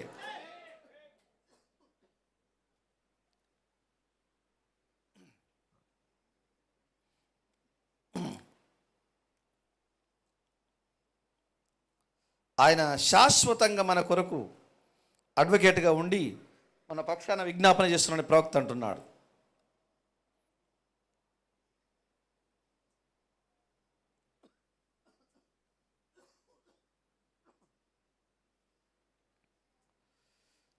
ఇక్కడ ఒక మాట ఏమంటున్నాడంటే ప్రవక్త, they didn't have it in the day. అంటే పాత నిబంధనలో ఆ రోజులలో వాళ్ళకి యొక్క అడ్వకేట్ లేడు. ఎవరు అడ్వకేటు ఉన్నారా ఇక్కడే? ఈ అడ్వకేట్ అంటే ఈ పరిశుద్ధాత్ముడు. They just had a seal in there flesh. వాళ్ళ శరీరంలో ఒక గుర్తు ఉన్నది, ఒక ముద్ర. అది సున్నతి అనేది ముద్ర. As a token and a sign, believing it was coming, and they walked by the shadow of the law, they were circumcised by flesh.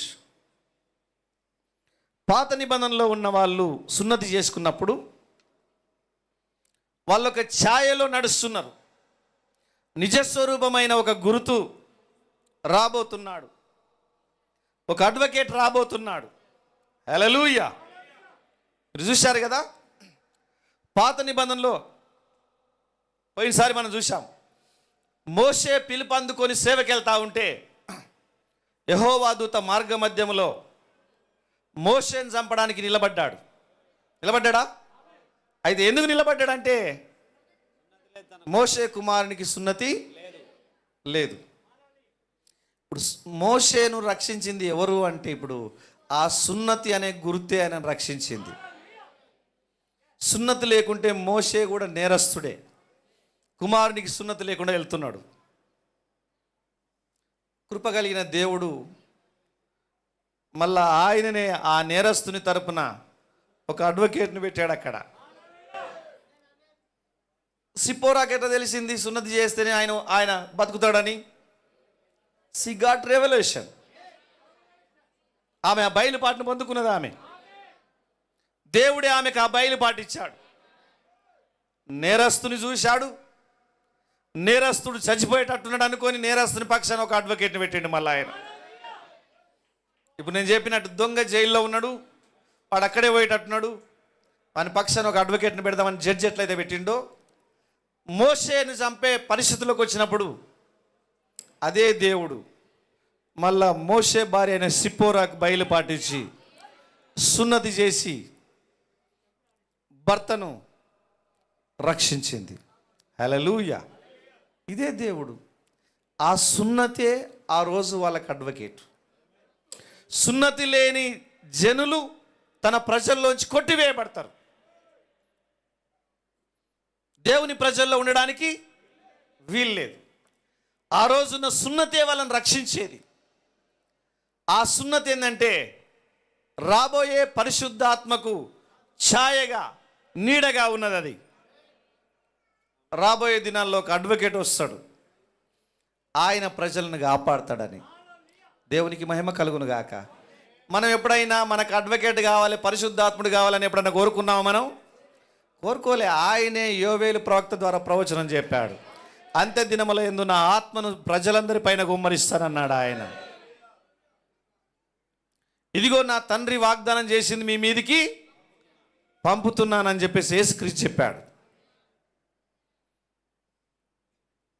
శిష్యులు అడగలే, అయ్యా ఏ వేల ద్వారా పలికింది మా వీనికి పంపనే వాళ్ళు అడగలే. నేరస్తుల్లాగా వాళ్ళు జైల్లో ఉన్నారు. వాళ్ళ కొరకు ఆయనే ఒక అడ్వకేట్ను పంపుతున్నాడు. నేను ఇక్కడ ఉండడం వల్ల మీకు ప్రయోజనం లేదు, నేను పైకి వెళ్తేనే అడ్వకేట్ మీ దగ్గరికి వస్తాడు, మీ కొరకు విజ్ఞాపన చేస్తాడు, మీ నేరాలన్నిటినీ మీరు నేరస్తులు కారు అని చెప్తాడు ఆయన. హల్లెలూయా. నీవు పాపాలు నప్పుకున్నావు, శుద్ధీకరించబడ్డావు, నీతిమంతునిగా తీర్చబడ్డావు, నీవు ముద్రించబడ్డావు, నీవు రక్షింపబడ్డవాడవు.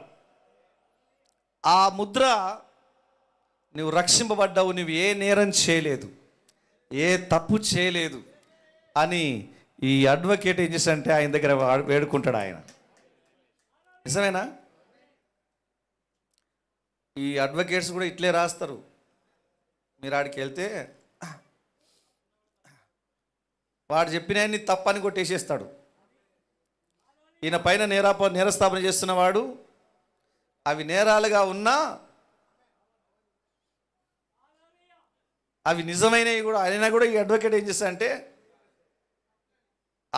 ఆయన రాసేటప్పుడు ఆ సూట్లో ఆయన ఏం చేస్తాడంటే వాడు చెప్పిన పాయింట్లన్నిటికీ మళ్ళా కౌంటర్ ఇస్తాడు.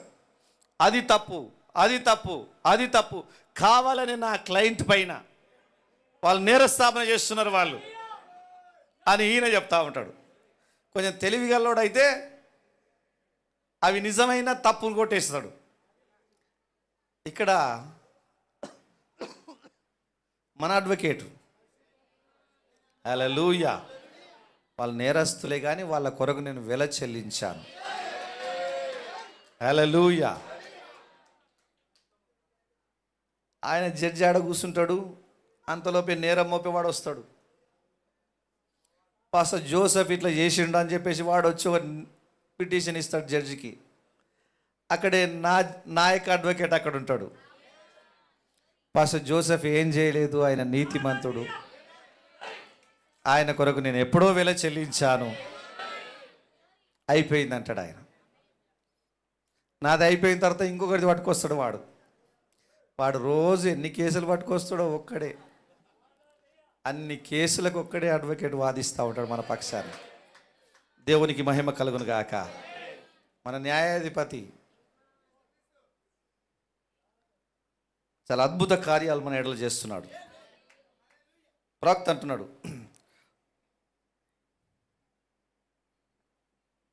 Who is our true seal, our true advocate అంటున్నాడు, our true comforter, our true sign that we have been born from above.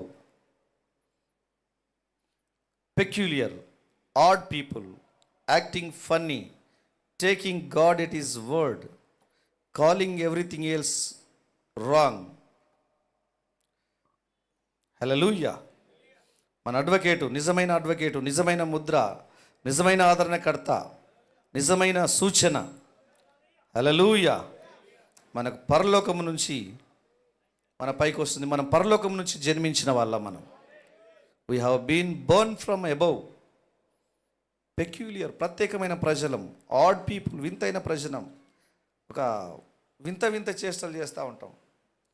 పరిశుద్ధాత్ముడు మనలోనికి వస్తే జనాలకు మనం అర్థమే కావు అసలు. ఏందో వీళ్ళు ఏదో రకంగా ఉన్నారు, ఓ రకంగా చేస్తున్నారు. వీళ్ళట ఎత్తు చెప్పులు వేసుకోకూడదట, నిండు బట్టలు వేసుకోవాలన్నట.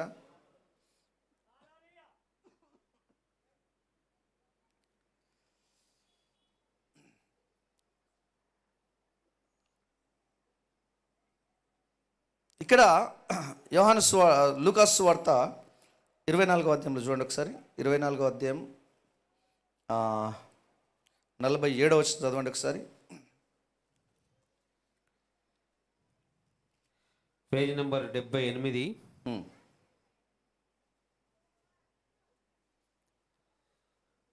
యెరూషలేము మొదలుకొని సమస్త జనములలో ఆయన పేరట మారు మనస్సును పాప క్షమాపణయు ప్రకటింపబడుననియు వ్రాయబడి ఉన్నది.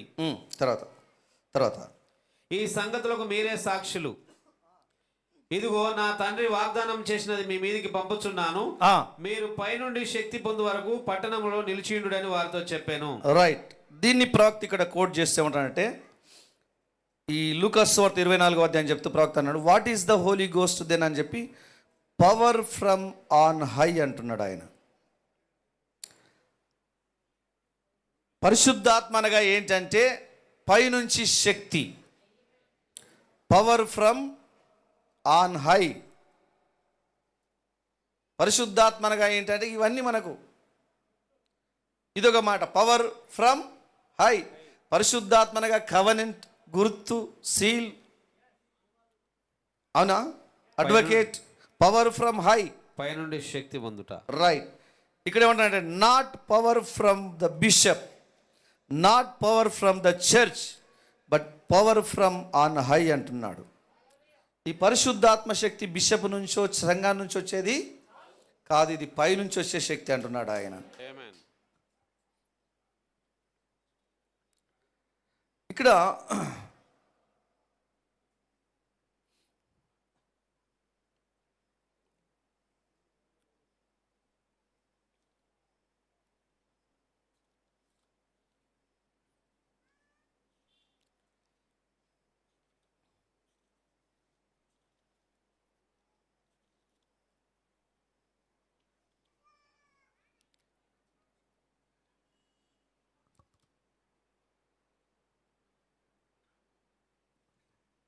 ఇక్కడ ఒక మాట ఏమంటాడంటే ప్రవక్త, but you shall receive power after you have become a preacher. Question ఇది. నీవు ఒక ప్రసంగికు నీవు అయిన తర్వాత శక్తిని పొందుకునేదా? No sir. You shall receive power after you get your bachelor of art. అంటే నీవు డిగ్రీ బిఏ చేసిన తర్వాత శక్తి వస్తుందా? No sir. You shall receive power after you get your DD, doctor of divinity పొందుకుంటే నీకు పవర్ వచ్చినట్లా? No sir. You shall receive power after you are baptized in water. అంటే నీటి బాప్సం పొందితే పరిశుద్ధ శక్తిని పొందుకున్నట్లా? హల్లెలూయా. నీటి బాప్సం పొందితే శక్తిని పొందుకున్నట్లేనా? కాదండి. No sir. You shall receive power after you have taken the first communion. No sir. మొదటిసారి నీవు ప్రభరాత్రి భోజనం తీసుకున్నప్పుడు నీవు శక్తిని పొందుకున్నావా? No sir. That's all man made stuff అంటున్నాడు ఆయన. అదంతా కూడా మనుషులు తయారు చేసిన ఆహారం లాంటిది. కానీ పరిశుద్ధాత్ముడు దేవుడు తయారు చేసిందంటే నీవు పైనుంచి ఆత్మను పొందుకుంటేనే నీవు శక్తిని పొందుకుంటావు అంటున్నాడు ఆయన. పైనుంచి ఆత్మను పొందనంత కాలం నీకు శక్తి లేదు. నీవు పాస్టర్ అయినా, ఏ డిగ్రీలు పొందినా, ఏం చేసినా, ఎన్ని కార్యాలు చేసినా దానివల్ల ప్రయోజనం లేదంటున్నాడు.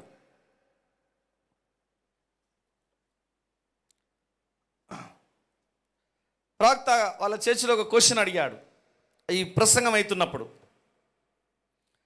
How many in here has got the Holy ghost?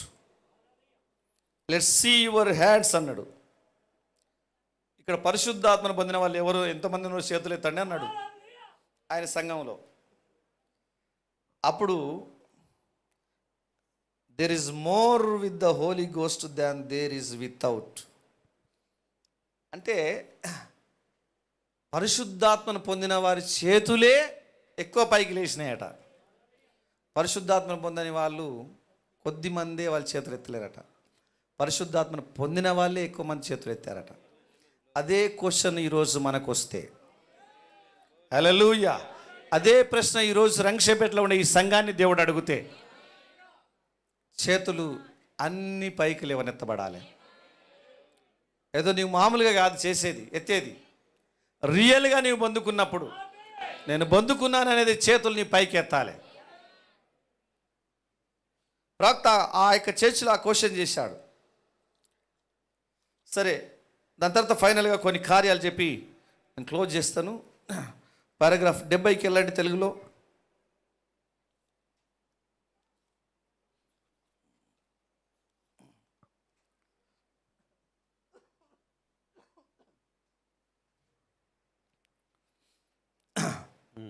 చదవండి. పేతురు ఇక్కడ నిలబడి ఉండేను. ఓకే, చదవండి. ఆ బోధకుని కొర్నేలి ఆరాధించనై ఉన్నాడు. పేతురు చెప్పెను, పైకి నిలబడము, నేను కూడా నీ వంటి వాడనే. పేతురు ఇంకా ఈ మాటలు పలుకుచుండగా వారెట్లు వెనక్కి వెళ్ళిరో ఆది యుద్ధకు వెళ్ళిరో చూడండి. అవే కార్యములను గూర్చి నేను మాట్లాడుచున్నాను. దేవుడు పరిశుద్ధాత్మను ఎట్లు కుమ్మరించునో చెప్పుచున్నాను. అతడు ఇంకా ఈ మాటలు పలుకుచుండగానే వారి మీదికి పరిశుద్ధాత్మ దిగెను. అవును, పరిశుద్ధాత్మ అదే అయి ఉన్నది. అది ఎవరి కొరకో చూడండి. నిశ్చయముగా వారందరూ పరిశుద్ధాత్మతో నింపబడిరి. ఓకే, ఇప్పుడు పారాగ్రాఫ్ నెంబర్ 70లో రెండో పాట చూడండి. ఇప్పుడు ఎఫెసులో చూడండి. ఒక బాప్టిస్ట్ సోదరుడు అచ్చట ఉండేను. మొదట అతడు ఒక న్యాయవాది, తెలివైన వాడు, చురుకైన వాడు, ధర్మశాస్త్రం తెలిసినవాడు, గొప్పవాడు, ఒక పండితుడు. ఒక రోజున అతడు పరిశుద్ధ గ్రంథం చదువుట జరిగాను. మెస్సియాను పేరు గల ఒక ఆయన వచ్చునని గ్రహించెను. ఎవరైనా తెలుసా మీకు? ఈ బ్యాప్టిస్ట్ బ్రదర్ ఎవరో తెలుసా మీకు? అపోల్లో అనే వ్యక్తి. ఆయన గురించి ప్రవక్త వివరిస్తున్నాడు. ఒక బ్యాప్టిస్ట్ బ్రదర్ అక్కడ ఉన్నాడు అంటున్నాడు. ఈ యేసును గురించి అతడు వినసాగాను. అప్పుడు ఇట్లనెను, నేను ఒప్పుకొని ఉన్నాను, యేసే క్రీస్తని, దేవుని కుమారుడని విశ్వసించున్నానని బహిరంగంగా ఒప్పుకొనుచున్నాను. అతడు నిజంగా ఒక బాప్టిస్టు. ఇక్కడికి అతడు వచ్చి యేసే క్రీస్తు అని నేను బహిరంగ ఒప్పుకొనుచున్నాను. దేవుడు అతనిని సేవలోనికి పిలుచున్నాడు గనక ఆ విధముగా అతను చేయవలసి ఉండెను. దేవుడు ఎల్లప్పుడూ ఒక నిజ హృదయముతో మాట్లాడును. దేవునికి మహిమ కలుగును గాక. ఈ యొక్క అపోల్లో గురించి చెప్తున్నాడు. తర్వాత చదవండి ఇంకా. అక్కడ ఒక చిన్న గుడారములు తయారు చేయు వారు ఉండెను. వారి పేరు అకుల మరియు ప్రిస్కిల్లా, భర్త మరియు భార్య. వారు డేరాలు కుట్టువారు. అపోస్తల కార్యము 18వ అధ్యాయంలో దాని గురించి ఉన్నది. వారు పౌలు యొక్క స్నేహితులు. పౌలు యొక్క బోధ ద్వారాను మరియు హస్త నిక్షేపణము ద్వారాను వారు పరిశుద్ధాత్మను పొంది ఉండిరి. అక్కడ ఒక ఉద్యమము జరిగినట్లుగా వారు వినిరి. కావున వారు వెళ్ళిరి. దానికి దాదాపు 10 లేదా 12 మంది హాజరైరి. కావున దానిని చూచుటకు వచ్చిరి. ఈ బోధకుడు యథార్థ హృదయంతో బోధించుటకు అతడు వినెను. అతడు ఇట్లనెను, సత్యమునకు అతడు చెవియొగ్గునని నీవు ఎరుగుదువు. ఆ కావున ఆరాధన అయిపోయిన తర్వాత అతనిని డేరా యొద్దకు పిలిచెను. చూడు, అంత ఎత్తుగల ఒక సోదరుడు మాకున్నాడు, చిన్న సూదిముక్కు యూదుడు. కానీ అతడు వచ్చినప్పుడు దేవుని వాక్యమును తేటగా చెప్పును. మంచిది. ఆ తర్వాత అదే సమయంలో పౌలు చెరసాలలో ఉండెను. ఆధునిక బోధకునికి ఒక భయంకరమగు స్థలము కాదా? కానీ అతడు చెరసాలలో ఉండెను. ప్రభువు అతనిని అక్కడ ఉంచెను. కావున భూకంపం వచ్చి చెరసాలను క్రింద పడగొట్టెను. అతడు చెరసాల నాయకుని అతని ఇంటి వారిని తీసుకొని వెళ్ళి ప్రభు అయిన యేసు నామములో బాప్సమిచ్చెను. మరియు వెళ్ళిపోయాను. ముందుకు రండి. మరియు సోద చెప్పుచున్న ఒక చిన్న బాలికలో నుండి దయ్యమును అతడు వెళ్ళగొట్టాను. మరియు అప్పుడు వారు ఆమెను ఆధారం చేసుకొని చాలా డబ్బు సంపాదించుండిరి. కావున వారి దోపిడీని అతడు బట్టబయలు చేసెను. అందును బట్టి వారు అతని చెరసాలలో వేసిరి. ప్రభు ఆ చెరసాలను కుదిపెను. ఎందుకనగా అక్కడ సత్యమును విను ఒక చిన్న గుంపు ఉన్నది. దేవుని వాక్యంను మీరు బంధించలేరు. నీవు ఏమి చేసినా అది చేయలేవు. నీవు అది చేయలేవు. దేవునికి మహిమ కలుగును గాక. ఆ తర్వాత పారాగ్రాఫ్ను చూడండి ఒకసారి. అయితే ఈ మనుష్యుడున్న చోటికి అతడు వచ్చెను. అకుల మరియు ప్రిస్కిల్లలు బహుశా అల్పాహారం ఏదో తిరుచుండిరి. ఆ భోజనమైన వెంటనే వారిట్లు చెప్పుకొనిరి, మనము ఆ ఉద్యోగం యుద్ధకు వెళ్ళుదాము. పౌలు ఆ వెనుక కూర్చొని చిన్న అంగీని ముడుచుకొని ఈ బ్యాప్టిస్టు బోధకుడు బోధించున్నది వినుచుండెను. అతడు ఇట్లనెను, అది బాగున్నది, నీవు బోధించున్నది మంచిదే, కానీ ఇంకా కొంత దానిలో ఉన్నది చెప్పెను. డాక్టర్ అపోల్లోస్ ఒక ప్రశ్న నిన్ను అడగవచ్చున్నాను. నీవు విశ్వసించినప్పటి నుండి పరిశుద్ధాత్మను పొంది ఉన్నావా? ఓ, పరిశుద్ధాత్మ ఉన్నదన్న సంగతి మాకు తెలియదు. పరిశుద్ధాత్మ అనగా నీ అర్థం ఏమిటి? మేము బాప్టిస్టులము అని అతడు చెప్పాను. నీవు బాప్టిస్టు అని నీకు ఎట్లా తెలియను అనేను. చూసారా? ఇక్కడ ఆ యొక్క ఒక మీటింగ్లో ఈ అపోల్లో అనే వ్యక్తి ప్రసంగం చేస్తున్నాడట. హల్లెలూయా.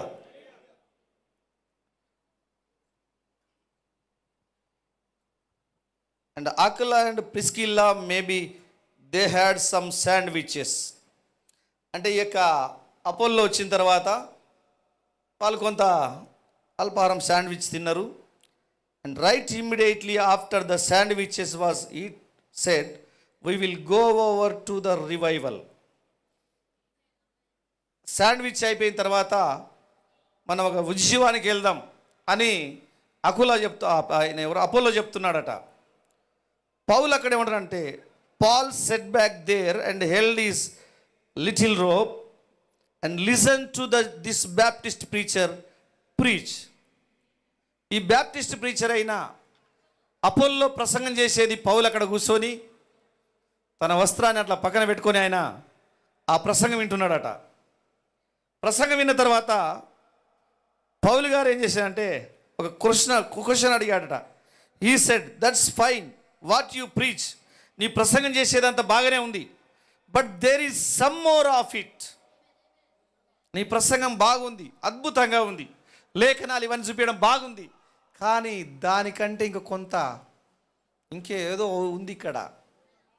హల్లెలూయా అని ఏం చేశానంటే, I want to ask you a question doctor Apollos. నేను ఒక ప్రశ్న అడుగుతున్నాను అపోల్లా.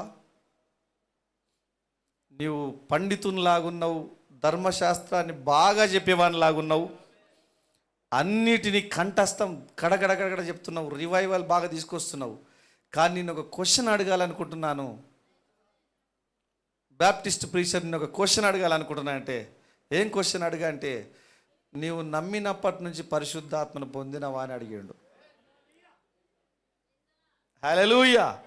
నీ ప్రసంగం బాగుంది, నీ ఉద్యోగం బాగుంది, నీ జ్ఞానం బాగుంది, నీ మెమరీ పవర్ బాగుంది, కానీ నా క్వశ్చన్ ఏంటిదంటే, నీవు నమ్మినప్పటి నుంచి పరిశుద్ధాత్మను పొందినవా? సిన్స్ యు బిలీవ్డ్ అంటున్నాడు. ఇక్కడ అపోస్తల కార్యం 19వ అధ్యాయంలో వాళ్ళ దగ్గరికి వెళ్ళి కూడా అదే అడిగిండు. బైబిల్లో ఏముందంటే, తెలుగులో మీరు విశ్వసించినప్పుడు పరిశుద్ధాత్మను పొందితిరా అని రాయబడింది. ఈ మాటను మీరు అందరూ పట్టుకుంటున్నారా? తెలుగులో ఏముందంటే విశ్వసించినప్పుడు అని రాయబడింది, కానీ ఇంగ్లీష్లో సిన్స్ అనే పదాన్ని ఉపయోగించారు. విశ్వసించినప్పటి నుండి మీరు పరిశుద్ధాత్మను పొందారని అడిగాడు. విశ్వసించినప్పటి నుండికి చాలామంది ఏమంటే మీరు నమ్మినప్పుడే పరిశుద్ధాత్మను పొందినట్లే అంటున్నారు. కానీ పౌలు గారి క్వశ్చన్ ఏంటంటే, మీరు నమ్మినప్పటి నుండి ఇప్పటి వరకు పరిశుద్ధాత్మను పొందారా అని. ఇదే క్వశ్చన్ డాక్టర్ అపోల్లాని కూడా అడిగిండు. అడిగితే ఆయన ఆ సంగతి నాకు తెలియదయ్యా అన్నాడు. నేను బ్యాప్టిస్ట్ ప్రీచర్ను, నాకు ఆ విషయం తెలియదు. నాకు కేవలం మారు మనసు కొరకు బాప్సం తీసుకోవడం తెలుసు. జాన్ ద బ్యాప్టిస్ట్ ద్వారా, ఆయన బ్యాప్టిస్ట్, ఆయన మేము బ్యాప్టిస్టులం అని చెప్పిండు ఆయన. బ్యాప్టిస్ట్ అంటే బాప్సం ఇచ్చేవాడు. హల్లెలూయా. దాని తర్వాత లాస్ట్ కొన్ని పాయింట్స్ చెప్పి క్లోజ్ చేస్తున్నాను. Now watch this 1 Corinthians 12. మొదటి కొరింథీయులకు రాసిన పత్రిక 12వ అధ్యాయం 12వ వచనం చదవండి.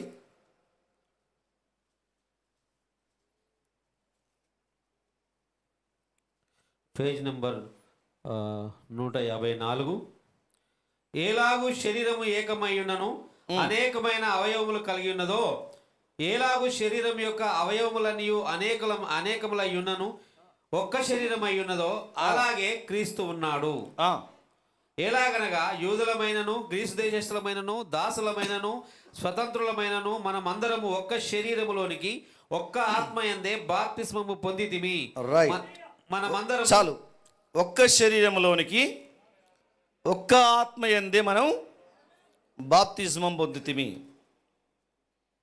ఇక్కడ ప్రవక్త ఏమన్నాడంటే,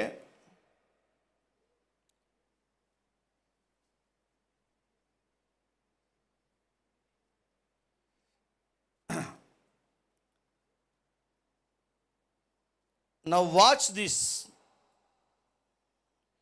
1 Corinthians 12.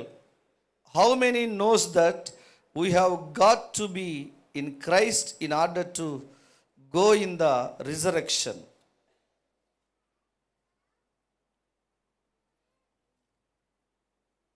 మీకు ఈ కొరింథీయులకు రాసిన పత్రిక 12వ అధ్యాయంలో మీకు ఎంతమందికి తెలుసు ఈ విషయం?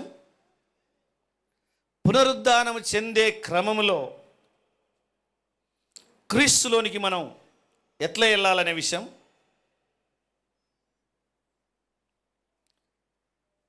పునరుద్ధానం చెందే విధానం, ఆ క్రమం ఎట్లనో మీకు తెలుసా? ఆయన శరీరంలోకి వెళ్ళినప్పుడే ఆయనతో పాటు మనం పునరుద్ధానం చెందుతాం. Because it's his body that God promise to rise up. There is no other way, there is not another way if you are outside of Christ.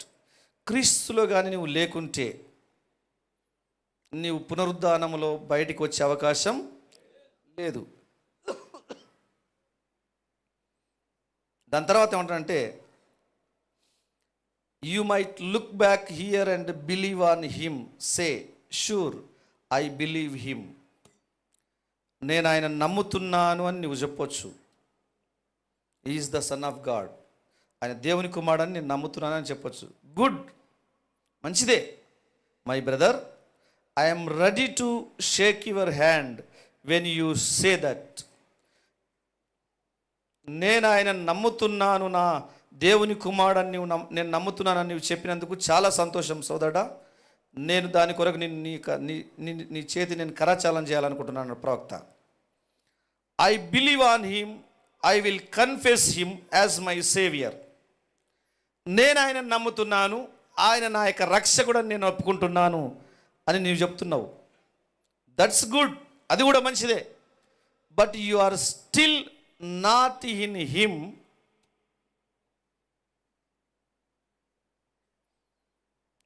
ఇంకా నీవు ఆయనలో లేవు.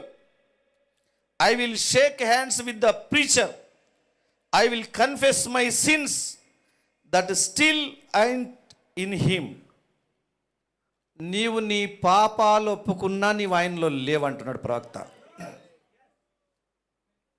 నీవు ప్రసంగికుని యొక్క చేయి కరాచాలం చేసినా నీవు ఆయనలో లేవంటున్నాడు ఆయన.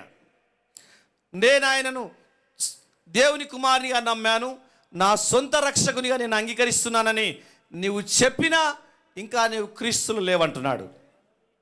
హల్లెలూయా. నీవెన్నైనా చెప్పొచ్చు, నీ ప్రసంగాలు చేయొచ్చు, ఇట్లాంటివి ఎన్నైనా మాట్లాడవచ్చు, నువ్వు నీ పాపాలు ఒప్పుకోవచ్చు. పాపాలు ఒప్పుకున్నా నువ్వు ఇంకా క్రీస్తులో లేవంటున్నాడు. ఆయన శరీరంలోకి నీవు వెళ్ళలేదంటున్నాడు. ఆయన శరీరంలోకి వెళ్ళే విధానం ఏంటిదంటే పరిశుద్ధాత్మను పొందే విధానమే. హల్లెలూయా.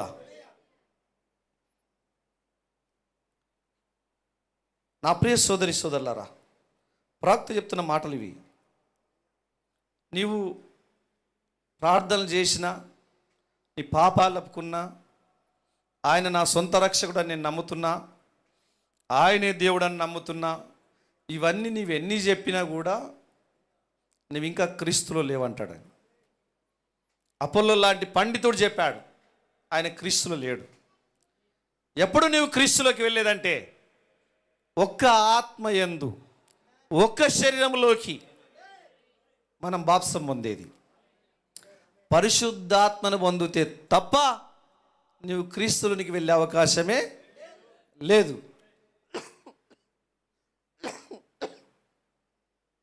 కనుక పరిశుద్ధాత్ముడు ఎంత అవసరమో చూడండి.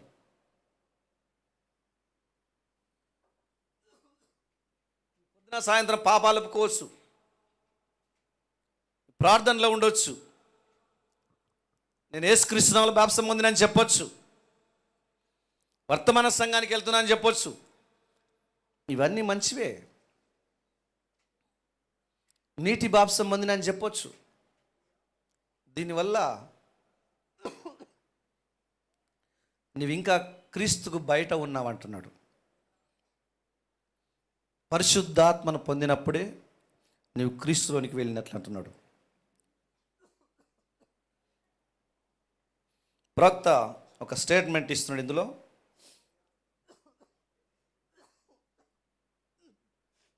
లాస్ట్కి ప్రవక్త ఏమంటాడంటే, blessed are they, may I say this in the sincerity of my heart, blessed are they that do hunger and thirst for it, for they shall be filled. నేను యథార్థమైన హృదయంతో దీన్ని చెప్పాలనుకుంటున్నాను.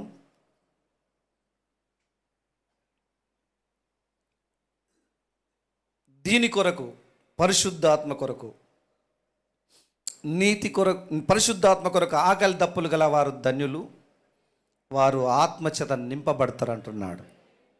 మనమందరం పరిశుద్ధాత్మ కొరకు ఆకలి దప్పులు కలిగి ఉందామా? పరిశుద్ధాత్ముడు కావాలని ఉందా మనకి ఈరోజు? ఎంతమంది కావాలని ఉంది? ఎస్. ఇన్స్పెక్టర్ వస్తాడు. ఎవరు? ఇన్స్పెక్టర్ వచ్చి నిన్ను ఇన్స్పెక్ట్ చేస్తూ ఉంటాడు, నేను తనిఖీ చేస్తూ ఉంటాడు. ఆ ముద్రను పొందుకోవాలి. నీవు ఒకవేళ ఈ ఆత్మ కొరకు నీవు ఆకలి దప్పులు కలిగి ఉంటే నీవు నింపబడతావని ప్రవక్త అంటున్నాడు. నా యథార్థ హృదయంతో నేను చెప్తున్నాను ఈ విషయం అంటున్నాడు. కనుక మనం దాని కొరకు మనం ఎదురు చూద్దాం. ఒకవేళ పరిశుద్ధాత్ముడే కానీ లేకుంటే నీవెన్ని చెప్పినా నీవు బయట ఉన్నట్లే. పౌలు గారు అపోల్ల దగ్గర కూర్చొని అన్నీ బాగానే ఉన్నాయి, నీ రివైవల్ బాగుంది, నీ ప్రసంగం బాగుంది, అన్నీ బాగున్నాయి, నువ్వు నమ్మినప్పటి నుంచి పరిశుద్ధాత్మను పొందినవని అడిగాడు ఆయన. అపోల్లోను అదే అడుగుతాడు ఆయన. ఎఫెస్ పట్టణస్థులను ఎఫెస్లో ఉండే బిలీవర్స్ని అదే అడుగుతాడు ఆయన. ఒకవేళ అపోస్తలైన పౌలు గారు లేచి నిలబడి ప్రసంగం చేస్తే కూడా ఆయన ఫస్ట్ క్వశ్చన్ మనల్ని అడిగేది అదే. ఓకే, మీరంతా మెసేజ్ బిలీవర్స్ లాగున్నారు, ఈ కాల వర్తమానం నమ్ముతున్న వాళ్ళు లాగున్నారు, మీరు నమ్మినప్పటి నుంచి పరిశుద్ధాత్మను పొందారని అడుగుతాడు ఆయన. దానికి మన ఆన్సర్ ఏంటో పౌలు గారికి మనం చెప్పాలి. నేను వర్తమానం నమ్మినప్పటి నుంచి నేను చర్చికి వస్తున్నా, బాగున్నా, అట్లా ఇట్లా, నువ్వెన్ని చెప్పిన లెక్కలోనికి రావవి. నేను ప్రవక్తను నమ్ముతున్నా, వర్తమానం నమ్ముతున్నా, నా పూర్ణ హృదయంతో నమ్ముతున్నా, ఇవన్నీ బాగానే ఉంటాయి. కానీ నీవు ఇవన్నీ నమ్ముతుండొచ్చు, నీ తప్పులు ఒప్పుకొని ఉండొచ్చు, నీవు యేసుక్రీస్తునామములో బ్యాప్టిజం కూడా తీసుకొని ఉండొచ్చు. కానీ వీటన్నిటికంటే ఇంకొకటి ఉంది, అది పరిశుద్ధాత్మను పొందుకోవడం. పరిశుద్ధాత్మను పొందుకొని మనం వేరే ప్రపంచంలో జన్మించిన వారిగా ఉండాలి. అట్లా జన్మిస్తే 10 times more to aliens. Aliens కంటే 10 రెట్లు మనం అధికంగా ఉంటాం. ఏలియన్ను సృజించిన వాడు మనలో ఉంటే, హల్లెలూయా, ఏలియన్ను సృజించిన వాడు, ఏలియన్సే ఈరోజు ప్రజలకు అర్థం కాకుంటే, ఈ ఏలియన్స్ను సృజించిన వాడు మనలో ఉంటే 10 times ఏంది, 100 times మనం ఏలియన్స్ కంటే అదిగా ఉంటాం. మనం ఆయన మనలో ఉండాలి. మనకు కావాల్సింది అది. దేవుడి మాటలను దీవించి ఆశీర్వదించును గాక.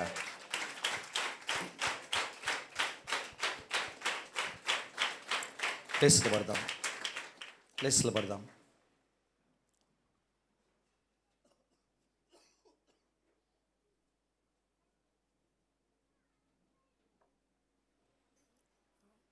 మనమందరం లేసులు పడి కళ్ళు మూసుకుందాం.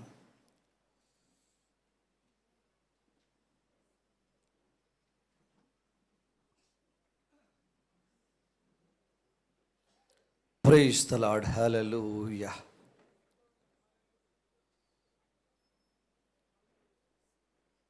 Thank you Jesus. అందరం లేసులు పడి మీ స్థానంలో ఉండి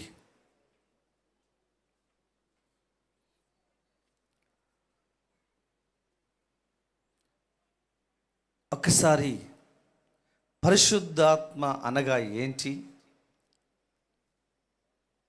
ఆయన ఒక గుర్తుగా, ముద్రగా,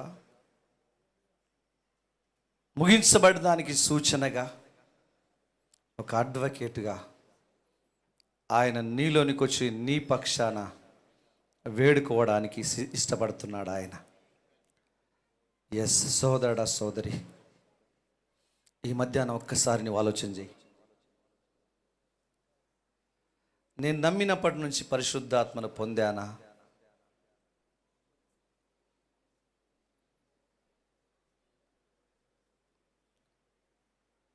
మన యొక్క ఇన్స్పెక్టర్ వచ్చి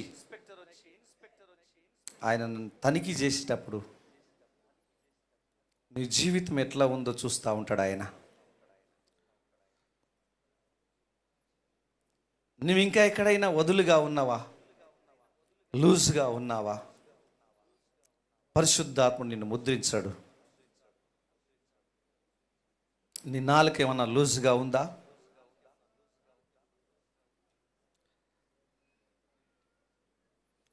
నీ గురించి నువ్వు మాట్లాడే మాటలు ఎట్లున్నాయి? అసహ్యమైన విధానాలు, మురికి చెడ్డ అలవాట్లు, అసభ్యకరమైన ఒక మైండ్ నీలో ఉందేమో. పరిశుద్ధాత్ముడు వచ్చి చెక్ చేస్తూ ఉన్నాడు. నిన్న ఆయన ముద్రించాలనుకున్నాడు. ఇది అబ్రహాం పిల్లలకు వాగ్దానం చేయబడ్డ కార్యం. ఇది నువ్వు శక్తిని పొందుకోబోతున్నావు. సోదరి, సోదరుడా, నేను మరొకసారి చెప్తున్నాను, ఇప్పటి వరకు నీ సాక్ష్యం చెడిపోయి ఉండొచ్చు, నీ లైఫ్ లూజ్గా ఉండొచ్చు, నీ మాటలు, నీ తలంపులు, నీ క్రియలన్నీ సరిగా లేకపోవచ్చు. ఈరోజు కూడా ఆ ఇన్స్పెక్టర్ ఇక్కడే ఉన్నాడు. నిన్ను తనిఖీ చేసి తన ఆత్మచేత ముద్రించాలనుకుంటున్నాడు ఆయన. నీ జీవితం ఆయనకు సమర్పించు. నీ తప్పిదాలు ఒప్పుకోని ఈరోజు, ప్రభా, మరి నేను నా మైండ్ ఈ విధంగా ఉంది, నా అలవాట్లు ఇట్లా ఉన్నాయి, ఇవన్నీ తీసివేయండి, నన్ను క్షమించండి అని నువ్వు చెప్పినట్లయితే ఆయన నిన్ను తన స్వాధీనంలోకి తీసుకోవాలనుకుంటున్నాడు. నువ్వు ఎత్తబడాలన్నా, పునరుద్ధానం చెందాలన్నా నువ్వు క్రీస్తు శరీరంలో భాగమై ఉండాలి. క్రీస్తు శరీరంలో భాగంగా నేను చేసేది పరిశుద్ధాత్ముడు మాత్రమే. ఎస్, దాని కొరకు నీవు ఆకలి దప్పులు కలిగి ఉంటావా? దాన్ని నీవు పొందుకొనబోతున్నావు. ఈ మధ్యాహ్నం ఎవరైనా కూడా, అపోలో లాంటి గొప్ప పండితుడైనా కూడా, ఆయన ప్రసంగాన్ని విన్న పౌలు గారు, నీ ప్రసంగం అంత బాగుంది, నీ డ్రెస్ కోడ్ బాగుంది, నీ బిహేవియర్ బాగుంది, నువ్వు చెప్పేదంతా వాస్తవమే, కానీ వీటికంటే ప్రాముఖ్యమైనది ఇంకొకటి ఉంది. నువ్వు విశ్వసించినప్పటి నుంచి పరిశుద్ధాత్మను పొందావా అని అపోల్లోను ప్రశ్నించిన అదే పౌలు గారు ఈరోజు ఆయన ఇక్కడికి వస్తే ఆ క్వశ్చన్ మనల్ని కూడా అడగబోతున్నాడు ఆయన. ఎస్, నువ్వు విశ్వసించినప్పుడు కాదు, కానీ నీ విశ్వసించినప్పటి నుండి, ఎస్, నువ్వు నీటి బాప్సం పొందితే పవర్ పొందేది కాదు. ఇక్కడ ఒక మార్గం. ఈ మధ్యాహ్న కాల సమయంలో సోదరుడా, సోదరి, నువ్వు వేరొక ప్రపంచంలో జన్మించాలి. నువ్వు ఈ లోకానికి వేరుగా ఉండాలి. లోకానికి నువ్వు ఏలియన్గా ఉండాలి. పరిశుద్ధాత్ముడు నీలో నివసిస్తే నువ్వు లోకానికి ఒక ఏలియన్గా ఉండబోతున్నావు. వేరే జీవిగా ఉండబోతున్నావు. నువ్వు వేరే ప్రపంచంలో ఉండే జీవిగా ఉండబోతున్నావు. ఎస్, నీ ఇరుగు పొరుగు వారు, నీ స్నేహితులు, నీ బంధువులు నిన్ను ఒక వింతైన వ్యక్తిగా చూడాలని దేవుడు ఆశపడతా ఉన్నాడు. నీవు ఆ విధంగా ఉండాలంటే పరిశుద్ధాత్మతో జన్మించాలి. మధ్యాహ్నం నా ప్రియ సోదరి సోదరులారా, ఎవరైనా ఇక్కడ సోదరుడు నా కొరకు ప్రార్థన చేయని ఉన్నట్లయితే మీ 2 చేతులు ఎత్తండి. మీ 2 చేతులు పైకి లేవనెత్తండి. నేను ప్రార్థిస్తున్నాను. ఎస్, ప్రవక్త చెప్తున్నట్టు యథార్థ హృదయంతో నేను చెప్తున్నాను. దీని కొరకు ఆకలి దప్పులు గల వారు ధన్యులు, వారు నింపబడతారన్నాడు ఆయన. పరిశుద్ధాత్మ కొరకు ఒక దప్పిక, ఒక ఆకలి అనేది నీవు కలిగి ఉంటే నీవు నింపబడతావని ప్రవక్త అంటున్నాడు. Yes, thank you Jesus. మన 2 చేతుల పైకి లేవెత్తుండగా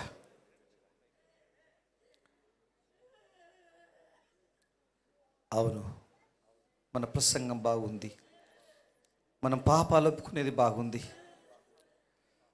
మన డ్రెస్సులు బాగున్నాయి, మన ఇండ్లు బాగున్నాయి, మన చర్చి బాగుంది.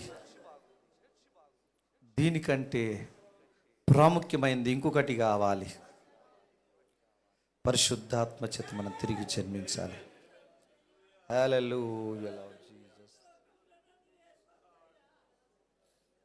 ఎస్, నువ్వు చేతులు ఎత్తినప్పుడు నీ యొక్క థర్స్ట్ ఏదైతే ఉందో, నీ దప్పిక ఏదైతే ఉందో దాన్ని చూస్తూ ఉన్నాడు. ఎల్లప్పుడూ నీ ప్రార్థన అది ఉండాలి. తనిఖీ చేయువాడు వచ్చి నిన్ను తనిఖీ చేయబోతున్నాడని గుర్తుపెట్టుకొస్తాడా. చేతులెత్తుండగా నేను ప్రార్థన చేస్తున్నాను. ఎవరైనా అనారోగ్యంతో ఉంటే తెలియజేయండి, సమస్యలతో ఉన్న తెలియజేయండి. దేవుడు నీకు సహాయం చేయబోతున్నాడు.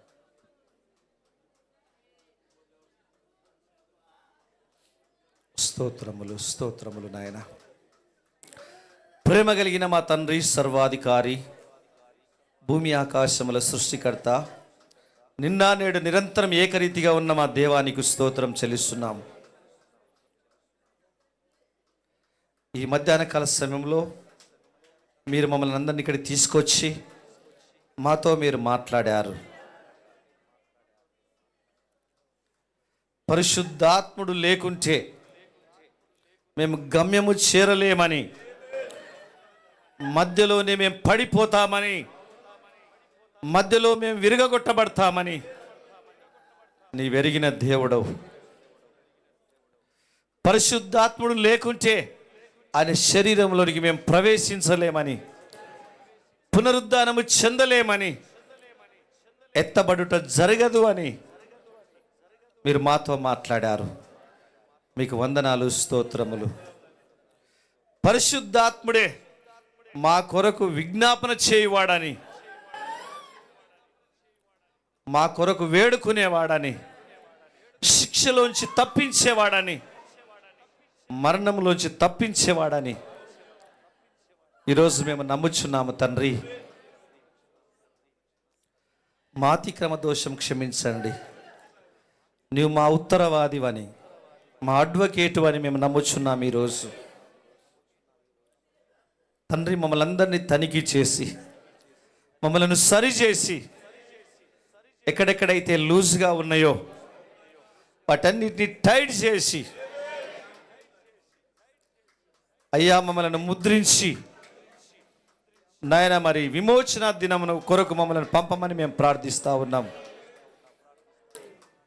తండ్రి. మరి మా ప్రవక్త చెప్తున్నట్టు ప్రకారంగా ఎన్ని చేసినా ప్రయోజనం లేదు. పరిశుద్ధాత్మ ద్వారా ఆయన శరీరంలోకి జన్మించాలని చెప్తున్నాడు.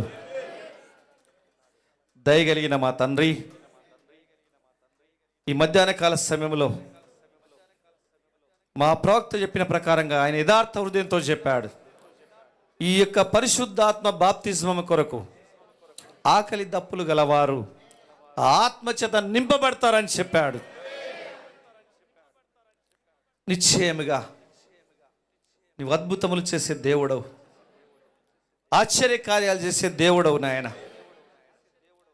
మా కొరకు అడ్వకేట్ నియమించేవాడవు కూడా నీవే. దయగలిగిన మా తండ్రి సహాయం చేయండి. మేమందరం నీ ఆత్మచేత నింపబడదుము గాక. నీ ఆత్మ మాలో నివసించునుగాక. ఎవరెవరి కొరత ఏంటో ఎరిగిన దేవుడవు. ఆ రోజు పౌలు గారిలో మీరుండి అపోల్లో అడిగిన దేవుడవు. ఈరోజు మా మధ్యలో కూడా మీరు కూర్చున్నారని మేము నమ్ముచున్నాం. అదే క్వశ్చన్ ఈరోజు మమ్మల్ని కూడా మీరు అడుగుతున్నారు.